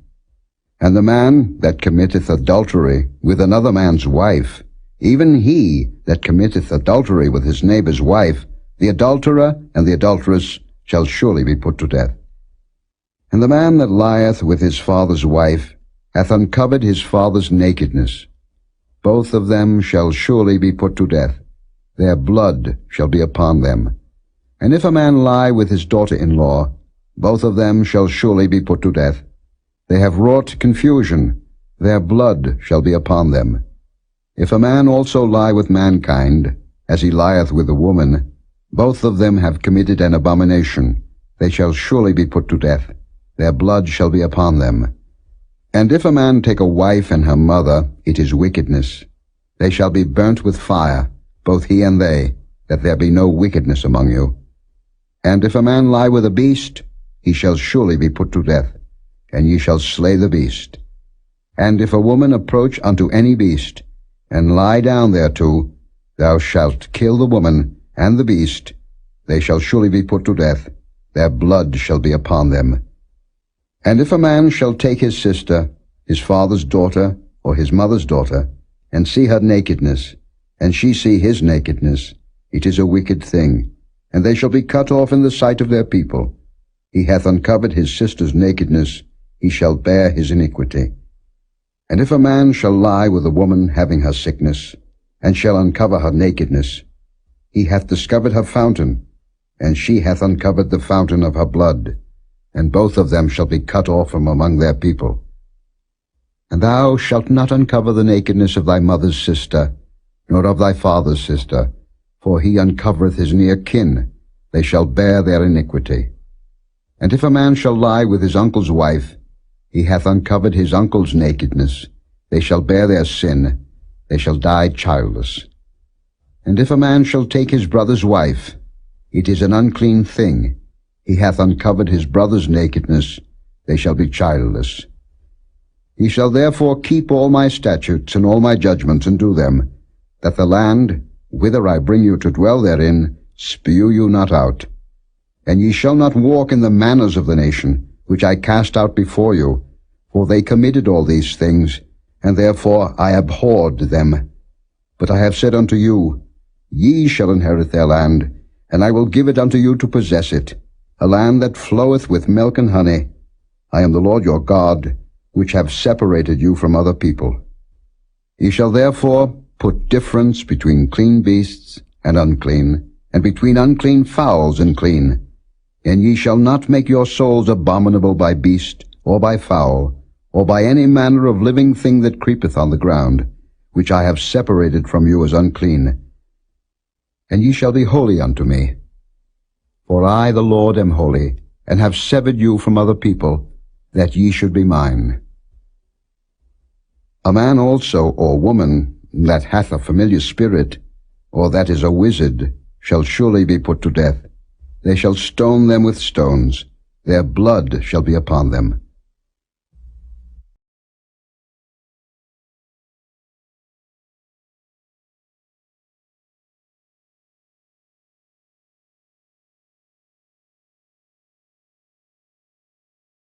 Chapter 21. And the Lord said unto Moses, Speak unto the priests, the sons of Aaron, and say unto them, There shall none be defiled for the dead among his people. But for his kin, that is near unto him, that is for his mother, and for his father, and for his son, and for his daughter, and for his brother, and for his sister a virgin, that is nigh unto him, which hath had no husband, for her may he be defiled. But he shall not defile himself, being a chief man among his people, to profane himself. They shall not make baldness upon their head, neither shall they shave off the corner of their beard, nor make any cuttings in their flesh. They shall be holy unto their God, and not profane the name of their God, for the offerings of the Lord made by fire and the bread of their God they do offer, therefore they shall be holy. They shall not take a wife that is a whore or profane, neither shall they take a woman put away from her husband, for he is holy unto his God. Thou shalt sanctify him therefore, for he offereth the bread of thy God. He shall be holy unto thee. For I the Lord, which sanctify you, am holy. And the daughter of any priest, if she profane herself by playing the whore, she profaneth her father. She shall be burnt with fire. And he that is the high priest among his brethren, upon whose head the anointing oil was poured, and that is consecrated to put on the garments, shall not uncover his head, nor rend his clothes. Neither shall he go in to any dead body, nor defile himself for his father or for his mother. Neither shall he go out of the sanctuary, nor profane the sanctuary of his God. For the crown of the anointing oil of his God is upon him. I am the Lord. And he shall take a wife in her virginity. A widow, or a divorced woman, or profane, or an harlot, these shall he not take, but he shall take a virgin of his own people to wife. Neither shall he profane his seed among his people, for I the Lord do sanctify him.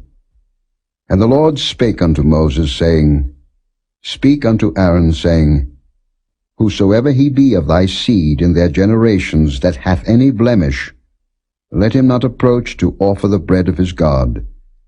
For whatsoever man he be that hath a blemish, he shall not approach, a blind man, or a lame, or he that hath a flat nose, or anything superfluous, or a man that is broken-footed, or broken-handed, or crook-backed, or a dwarf, or that hath a blemish in his eye, or be scurvy, or scabbed, or hath his stones broken. No man that hath a blemish of the seed of Aaron the priest shall come nigh to offer the offerings of the Lord made by fire. He hath a blemish. He shall not come nigh to offer the bread of his God. He shall eat the bread of his God, both of the most holy and of the holy. Only he shall not go in unto the veil, nor come nigh unto the altar, because he hath a blemish, that he profane not my sanctuaries. For I the Lord do sanctify them. And Moses told it unto Aaron, and to his sons, and unto all the children of Israel.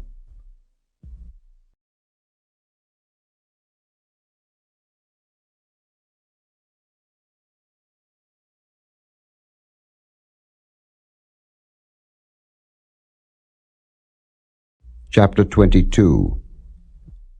And the Lord spake unto Moses, saying, Speak unto Aaron and to his sons, that they separate themselves from the holy things of the children of Israel, and that they profane not my holy name in those things which they hallow unto me. I am the Lord. Say unto them, Whosoever he be of all your seed among your generations, that goeth unto the holy things, which the children of Israel hallow unto the Lord, having his uncleanness upon him, that soul shall be cut off from my presence. I am the Lord. What man soever of the seed of Aaron is a leper, or hath a running issue, he shall not eat of the holy things until he be clean. And whoso toucheth anything that is unclean by the dead, or a man whose seed goeth from him, or whosoever toucheth any creeping thing, whereby he may be made unclean, or a man of whom he may take uncleanness, whatsoever uncleanness he hath, the soul which hath touched any such shall be unclean until even, and shall not eat of the holy things, unless he wash his flesh with water. And when the sun is down, he shall be clean, and shall afterward eat of the holy things, because it is his food. That which dieth of itself, or is torn with beasts, he shall not eat to defile himself therewith. I am the Lord. They shall therefore keep mine ordinance, lest they bear sin for it, and die therefore, if they profane it. I, the Lord, do sanctify them. There shall no stranger eat of the holy thing. A sojourner of the priest, or an hired servant, shall not eat of the holy thing. But if the priest buy any soul with his money, he shall eat of it, and he that is born in his house, they shall eat of his meat. If the priest's daughter also be married unto a stranger, she may not eat of an offering of the holy things. But if the priest's daughter be a widow, or divorced, and have no child, and is returned unto her father's house as in her youth, she shall eat of her father's meat, but there shall no stranger eat thereof. And if a man eat of the holy thing unwittingly, then he shall put the fifth part thereof unto it, and shall give it unto the priest with the holy thing. And they shall not profane the holy things of the children of Israel, which they offer unto the Lord, or suffer them to bear the iniquity of trespass, when they eat their holy things. For I, the Lord, do sanctify them.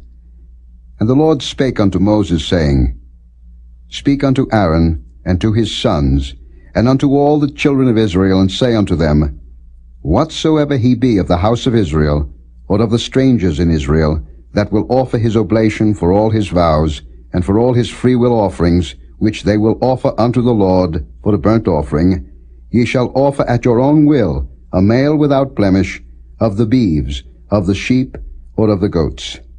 But whatsoever hath a blemish, that shall ye not offer, for it shall not be acceptable for you. And whosoever offereth a sacrifice of peace offerings unto the Lord to accomplish his vow, or a freewill offering in beeves or sheep, it shall be perfect to be accepted. There shall be no blemish therein. Blind, or broken, or maimed, or having a wen, or scurvy, or scabbed, ye shall not offer these unto the Lord, nor make an offering by fire of them upon the altar unto the Lord. Either a bullock or a lamb that hath anything superfluous or lacking in his parts, that mayest thou offer for a freewill offering, but for a vow it shall not be accepted. Ye shall not offer unto the Lord that which is bruised, or crushed, or broken, or cut. Neither shall ye make any offering thereof in your land. Neither from a stranger's hand shall ye offer the bread of your God of any of these, because their corruption is in them, and blemishes be in them. They shall not be accepted for you. And the Lord spake unto Moses, saying, When a bullock, or a sheep, or a goat is brought forth, then it shall be 7 days under the dam, and from the 8th day and thenceforth it shall be accepted for an offering made by fire unto the Lord. And whether it be cow or ewe, ye shall not kill it and her young both in 1 day. And when ye will offer a sacrifice of thanksgiving unto the Lord, offer it at your own will. On the same day it shall be eaten up. Ye shall leave none of it until the morrow. I am the Lord. Therefore shall ye keep my commandments and do them. I am the Lord. Neither shall ye profane my holy name, but I will be hallowed among the children of Israel. I am the Lord which hallow you, that brought you out of the land of Egypt to be your God. I am the Lord.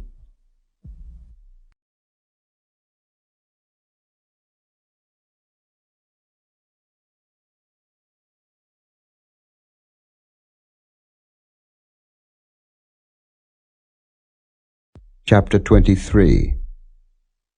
And the Lord spake unto Moses, saying, Speak unto the children of Israel, and say unto them, Concerning the feasts of the Lord, which ye shall proclaim to be holy convocations, even these are my feasts. 6 days shall work be done, but the 7th day is the Sabbath of rest, and holy convocation. Ye shall do no work therein. It is the Sabbath of the Lord in all your dwellings. These are the feasts of the Lord, even holy convocations, which ye shall proclaim in their seasons. In the 14th day of the 1st month at even is the Lord's Passover, and on the 15th day of the same month is the feast of unleavened bread unto the Lord. 7 days ye must eat unleavened bread. In the 1st day ye shall have an holy convocation. Ye shall do no servile work therein, but ye shall offer an offering made by fire unto the Lord 7 days. In the 7th day is an holy convocation. Ye shall do no servile work therein. And the Lord spake unto Moses, saying, Speak unto the children of Israel, and say unto them, When ye be come into the land which I give unto you, and shall reap the harvest thereof, then ye shall bring a sheaf of the first fruits of your harvest unto the priest. And he shall wave the sheaf before the Lord, to be accepted for you. On the morrow after the Sabbath the priest shall wave it. And ye shall offer that day, when ye wave the sheaf, an he-lamb without blemish of the first year, for a burnt offering unto the Lord. And the meat offering thereof shall be 2/10 deals of fine flour mingled with oil, an offering made by fire unto the Lord for a sweet savour. And the drink offering thereof shall be of wine, the 4th part of an hin. And ye shall eat neither bread, nor parched corn, nor green ears, until the selfsame day that ye have brought an offering unto your God. It shall be a statute forever throughout your generations in all your dwellings. And ye shall count unto you from the morrow after the Sabbath, from the day that ye brought the sheaf of the wave offering, 7 Sabbaths shall be complete. Even unto the morrow after the 7th Sabbath shall ye number 50 days, and ye shall offer a new meat offering unto the Lord. Ye shall bring out of your habitations 2 wave loaves of 2/10 deals. They shall be of fine flour, they shall be baken with leaven, they are the first fruits unto the Lord. And ye shall offer with the bread 7 lambs without blemish of the first year, and 1 young bullock, and 2 rams. They shall be for a burnt offering unto the Lord, with their meat offering, and their drink offerings, even an offering made by fire, of sweet savour unto the Lord. Then ye shall sacrifice 1 kid of the goats for a sin offering, and 2 lambs of the first year for the sacrifice of peace offerings. And the priest shall wave them with the bread of the first fruits for a wave offering before the Lord, with the 2 lambs. They shall be holy to the Lord for the priest. And ye shall proclaim on the selfsame day, that it may be an holy convocation unto you. Ye shall do no servile work therein. It shall be a statute forever in all your dwellings, throughout your generations. And when ye reap the harvest of your land, thou shalt not make clean riddance of the corners of thy field when thou reapest. Neither shalt thou gather any gleaning of thy harvest. Thou shalt leave them unto the poor and to the stranger. I am the Lord your God. And the Lord spake unto Moses, saying, Speak unto the children of Israel, saying, In the 7th month, in the 1st day of the month, shall ye have a Sabbath, a memorial of blowing of trumpets, and holy convocation. Ye shall do no servile work therein, but ye shall offer an offering made by fire unto the Lord. And the Lord spake unto Moses, saying, Also on the 10th day of this 7th month there shall be a day of atonement. It shall be an holy convocation unto you, and ye shall afflict your souls, and offer an offering made by fire unto the Lord. And ye shall do no work in that same day, for it is a day of atonement, to make an atonement for you before the Lord your God. For whatsoever soul it be that shall not be afflicted in that same day, he shall be cut off from among his people. And whatsoever soul it be that doeth any work in that same day, the same soul will I destroy from among his people. Ye shall do no manner of work. It shall be a statute forever throughout your generations in all your dwellings. It shall be unto you a Sabbath of rest, and ye shall afflict your souls. In the 9th day of the month at even, from even unto even, shall ye celebrate your Sabbath.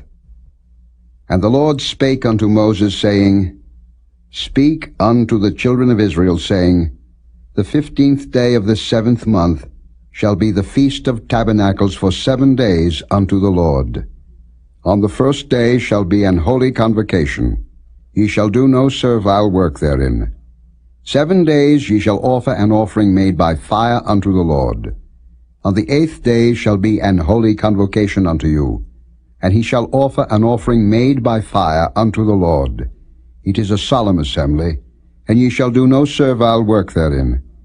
These are the feasts of the Lord, which ye shall proclaim to be holy convocations, to offer an offering made by fire unto the Lord, a burnt offering, and a meat offering, a sacrifice, and drink offerings, everything upon his day, beside the Sabbaths of the Lord, and beside your gifts, and beside all your vows, and beside all your freewill offerings, which ye give unto the Lord. Also in the 15th day of the 7th month, when ye have gathered in the fruit of the land, Ye shall keep a feast unto the Lord 7 days. On the 1st day shall be a Sabbath, and on the 8th day shall be a Sabbath. And ye shall take you on the 1st day the boughs of goodly trees, branches of palm trees, and the boughs of thick trees, and willows of the brook, and ye shall rejoice before the Lord your God 7 days. And ye shall keep it a feast unto the Lord 7 days in the year. It shall be a statute for ever in your generations. Ye shall celebrate it in the 7th month. Ye shall dwell in booths 7 days. All that are Israelites born shall dwell in booths, that your generations may know that I made the children of Israel to dwell in booths, when I brought them out of the land of Egypt. I am the Lord your God. And Moses declared unto the children of Israel the feasts of the Lord.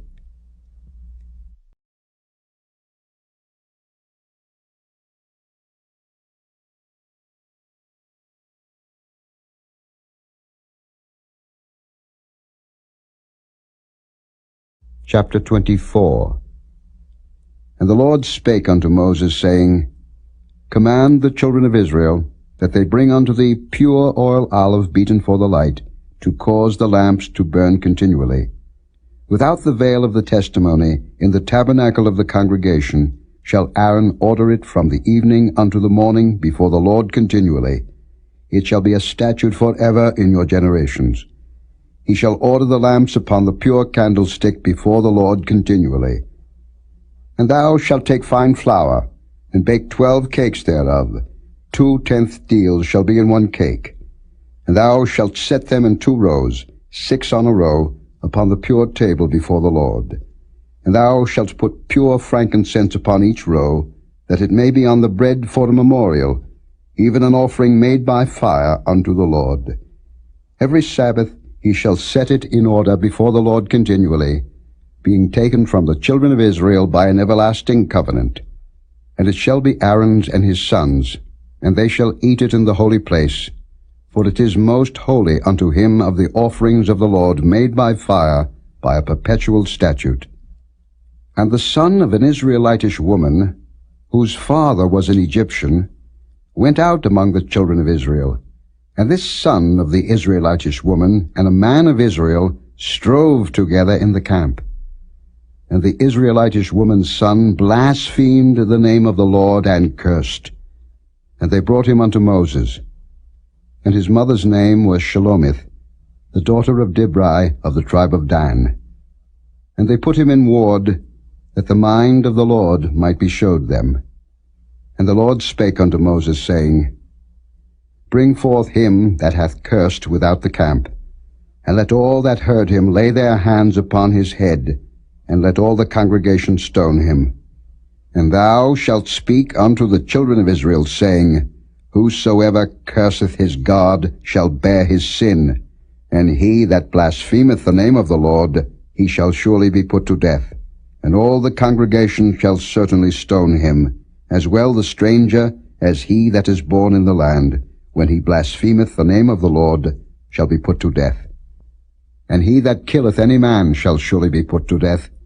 And he that killeth a beast shall make it good, beast for beast.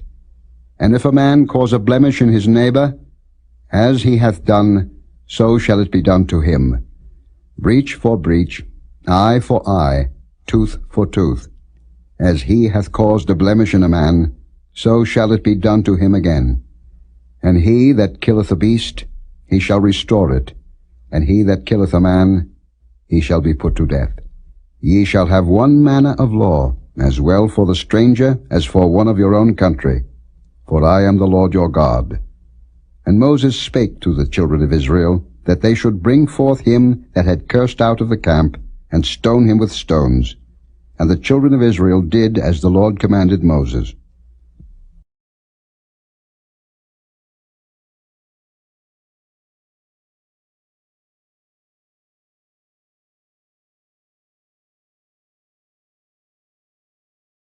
Chapter 25. And the Lord spake unto Moses in Mount Sinai, saying, Speak unto the children of Israel, and say unto them, When ye come into the land which I give you, then shall the land keep a Sabbath unto the Lord. 6 years thou shalt sow thy field, and 6 years thou shalt prune thy vineyard, and gather in the fruit thereof. But in the 7th year shall be a Sabbath of rest unto the land, a Sabbath for the Lord. Thou shalt neither sow thy field, nor prune thy vineyard.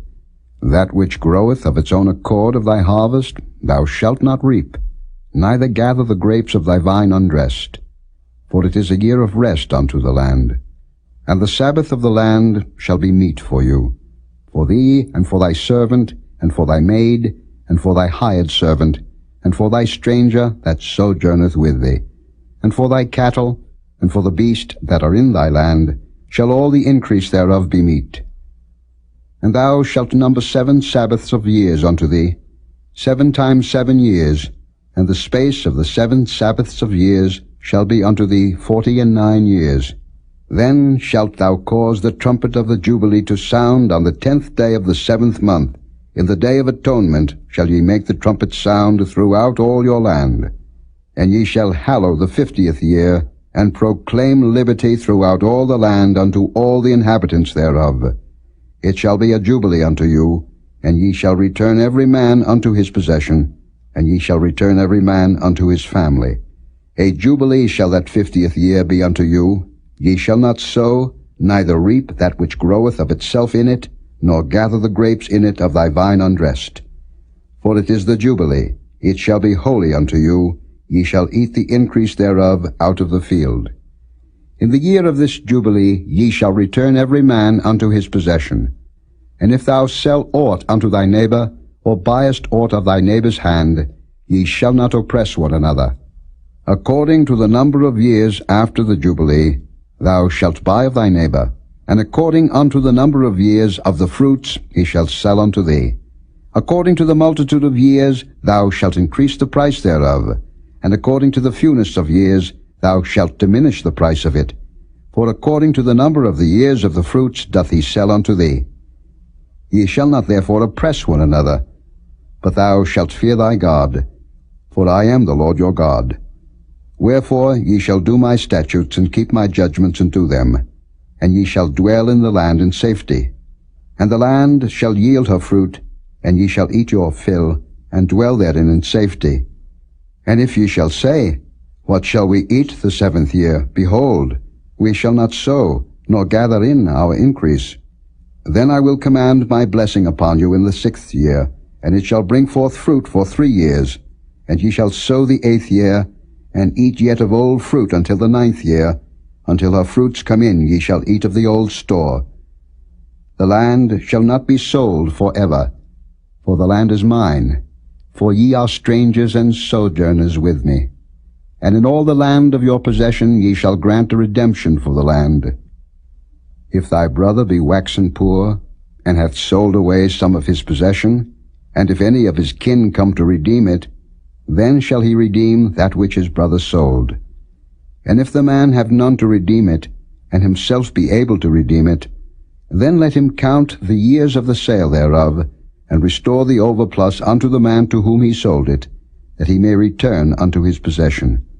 But if he be not able to restore it to him, then that which is sold shall remain in the hand of him that hath bought it until the year of Jubilee, and in the Jubilee it shall go out, and he shall return unto his possession. And if a man sell a dwelling house in a walled city, then he may redeem it within a whole year after it is sold. Within a full year may he redeem it. And if it be not redeemed within the space of a full year, then the house that is in the walled city shall be established for ever to him that bought it throughout his generations. It shall not go out in the Jubilee. But the houses of the villages which have no wall round about them shall be counted as the fields of the country. They may be redeemed, and they shall go out in the Jubilee. Notwithstanding the cities of the Levites, and the houses of the cities of their possession, may the Levites redeem at any time. And if a man purchase of the Levites, then the house that was sold, and the city of his possession, shall go out in the year of Jubilee, for the houses of the cities of the Levites are their possession among the children of Israel. But the field of the suburbs of their cities may not be sold, for it is their perpetual possession. And if thy brother be waxen poor, and fallen in decay with thee, then thou shalt relieve him, yea, though he be a stranger or a sojourner, that he may live with thee. Take thou no usury of him or increase, but fear thy God, that thy brother may live with thee. Thou shalt not give him thy money upon usury, nor lend him thy victuals for increase. I am the Lord your God, which brought you forth out of the land of Egypt, to give you the land of Canaan, and to be your God. And if thy brother that dwelleth by thee be waxen poor, and be sold unto thee, thou shalt not compel him to serve as a bondservant, but as an hired servant, and as a sojourner he shall be with thee, and shall serve thee unto the year of Jubilee. And then shall he depart from thee, both he and his children with him, and shall return unto his own family, and unto the possession of his fathers shall he return.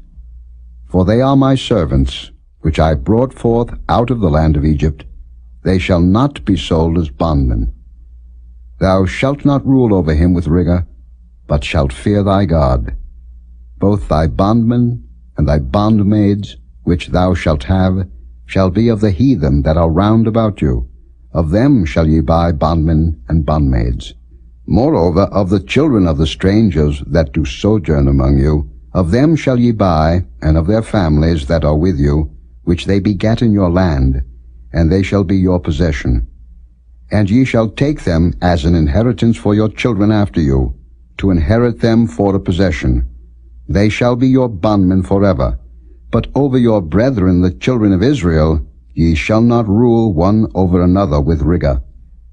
And if a sojourner or stranger wax rich by thee, and thy brother that dwelleth by him wax poor, and sell himself unto the stranger or sojourner by thee, or to the stock of the stranger's family, after that he is sold he may be redeemed again.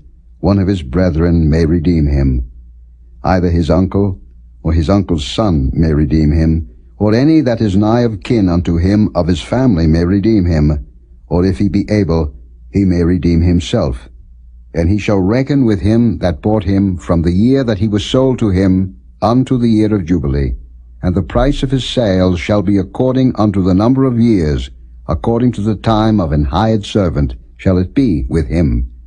If there be yet many years behind, according unto them he shall give again the price of his redemption out of the money that he was bought for. And if there remain but few years unto the year of Jubilee, then he shall count with him, and according unto his years shall he give him again the price of his redemption. And as a yearly hired servant shall he be with him, and the other shall not rule with rigor over him in thy sight. And if he be not redeemed in these years, then he shall go out in the year of Jubilee, both he and his children with him. For unto me the children of Israel are servants. They are my servants whom I brought forth out of the land of Egypt. I am the Lord your God.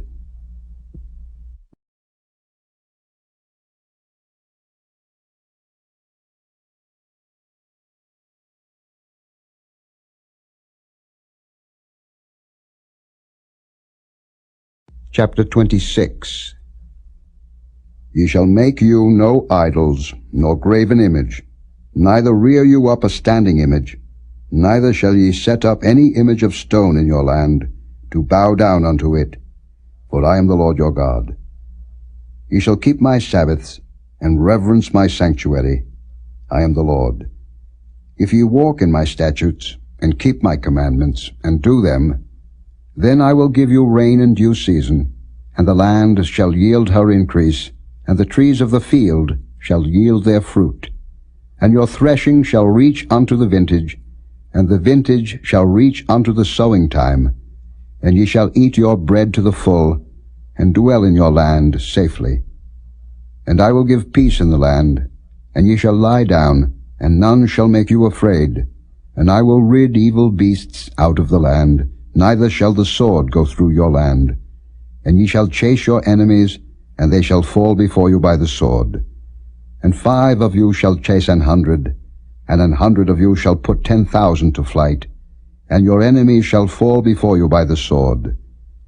For I will have respect unto you, and make you fruitful, and multiply you, and establish my covenant with you. And ye shall eat old store, and bring forth the old, because of the new. And I will set my tabernacle among you, and my soul shall not abhor you. And I will walk among you, and will be your God, and ye shall be my people. I am the Lord your God, which brought you forth out of the land of Egypt, that ye should not be their bondmen. And I have broken the bands of your yoke, and made you go upright.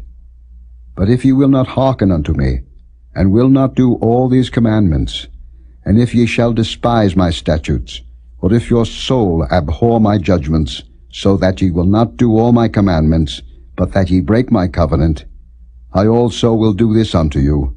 I will even appoint over you terror, consumption, and the burning ague, that shall consume the eyes, and cause sorrow of heart. And ye shall sow your seed in vain, for your enemies shall eat it. And I will set my face against you, and ye shall be slain before your enemies. They that hate you shall reign over you, and ye shall flee when none pursueth you. And if ye will not yet for all this hearken unto me, then I will punish you 7 times more for your sins. And I will break the pride of your power, and I will make your heaven as iron, and your earth as brass, and your strength shall be spent in vain. For your land shall not yield her increase, neither shall the trees of the land yield their fruits. And if ye walk contrary unto me, and will not hearken unto me, I will bring 7 times more plagues upon you according to your sins. I will also send wild beasts among you, which shall rob you of your children, and destroy your cattle, and make you few in number, and your highways shall be desolate. And if ye will not be reformed by me by these things, but will walk contrary unto me, then will I also walk contrary unto you, and will punish you yet 7 times for your sins. And I will bring a sword upon you, that shall avenge the quarrel of my covenant. And when ye are gathered together within your cities, I will send the pestilence among you, and ye shall be delivered into the hand of the enemy. And when I have broken the staff of your bread, 10 women shall bake your bread in one oven, and they shall deliver you your bread again by weight, and ye shall eat, and not be satisfied. And if ye will not for all this hearken unto me, but walk contrary unto me, then I will walk contrary unto you also in fury, and I, even I, will chastise you 7 times for your sins. And ye shall eat the flesh of your sons, and the flesh of your daughters shall ye eat. And I will destroy your high places, and cut down your images, and cast your carcasses upon the carcasses of your idols, and my soul shall abhor you. And I will make your cities waste, and bring your sanctuaries unto desolation, and I will not smell the savour of your sweet odours.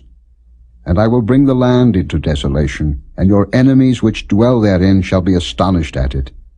And I will scatter you among the heathen, and will draw out a sword after you, and your land shall be desolate, and your cities waste. Then shall the land enjoy her Sabbaths, as long as it lieth desolate, and ye be in your enemy's land. Even then shall the land rest, and enjoy her Sabbaths. As long as it lieth desolate it shall rest, because it did not rest in your Sabbaths, when ye dwelt upon it. And upon them that are left alive of you I will send a faintness into their hearts in the lands of their enemies. And the sound of a shaken leaf shall chase them, and they shall flee, as fleeing from a sword, and they shall fall when none pursueth. And they shall fall one upon another, as it were before a sword, when none pursueth. And ye shall have no power to stand before your enemies. And ye shall perish among the heathen, and the land of your enemies shall eat you up. And they that are left of you shall pine away in their iniquity in your enemies' lands, and also in the iniquities of their fathers shall they pine away with them. If they shall confess their iniquity, and the iniquity of their fathers, with their trespass which they trespassed against me, and that also they have walked contrary unto me, and that I also have walked contrary unto them, and have brought them into the land of their enemies, if then their uncircumcised hearts be humbled, and they then accept of the punishment of their iniquity, then will I remember my covenant with Jacob, and also my covenant with Isaac, and also my covenant with Abraham will I remember, and I will remember the land. The land also shall be left of them, and shall enjoy her Sabbaths, while she lieth desolate without them.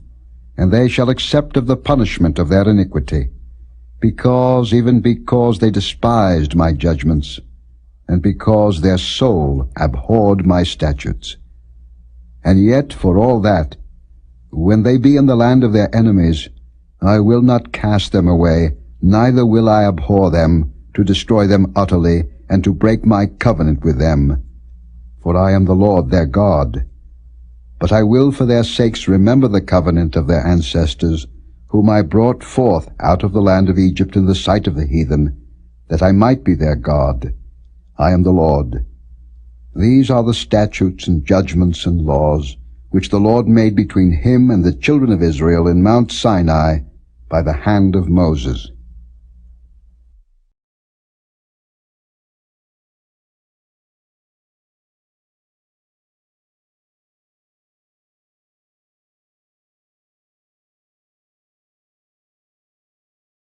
Chapter 27. And the Lord spake unto Moses, saying, Speak unto the children of Israel, and say unto them, When a man shall make a singular vow, the persons shall be for the Lord by thy estimation. And thy estimation shall be of the male from 20 years old even unto 60 years old. Even thy estimation shall be 50 shekels of silver, after the shekel of the sanctuary. And if it be a female, then thy estimation shall be 30 shekels. And if it be from 5 years old even unto 20 years old, then thy estimation shall be of the male 20 shekels, and for the female 10 shekels. And if it be from a month old even unto 5 years old, then thy estimation shall be of the male 5 shekels of silver, and for the female thy estimation shall be 3 shekels of silver. And if it be from 60 years old and above, if it be a male, then thy estimation shall be 15 shekels, and for the female 10 shekels. But if he be poorer than thy estimation, then he shall present himself before the priest, and the priest shall value him, according to his ability that vowed shall the priest value him. And if it be a beast, whereof men bring an offering unto the Lord, all that any man giveth of such unto the Lord shall be holy. He shall not alter it, nor change it, a good for a bad, or a bad for a good. And if he shall at all change beast for beast, then it and the exchange thereof shall be holy. And if it be any unclean beast, of which they do not offer a sacrifice unto the Lord, then he shall present the beast before the priest. And the priest shall value it, whether it be good or bad, as thou valuest it, who art the priest, so shall it be. But if he will at all redeem it, then he shall add a 5th part thereof unto thy estimation. And when a man shall sanctify his house to be holy unto the Lord, then the priest shall estimate it, whether it be good or bad, as the priest shall estimate it, so shall it stand. And if he that sanctified it will redeem his house, then he shall add the 5th part of the money of thy estimation unto it, and it shall be his. And if a man shall sanctify unto the Lord some part of a field of his possession, then thy estimation shall be according to the seed thereof. An homer of barley seed shall be valued at 50 shekels of silver. If he sanctify his field from the year of Jubilee, according to thy estimation it shall stand. But if he sanctify his field after the Jubilee, then the priest shall reckon unto him the money according to the years that remain, even unto the year of the Jubilee, and it shall be abated from thy estimation. And if he that sanctified the field will in any wise redeem it, then he shall add the 5th part of the money of thy estimation unto it, and it shall be assured to him. And if he will not redeem the field, or if he have sold the field to another man, it shall not be redeemed any more. But the field, when it goeth out in the Jubilee, shall be holy unto the Lord, as a field devoted.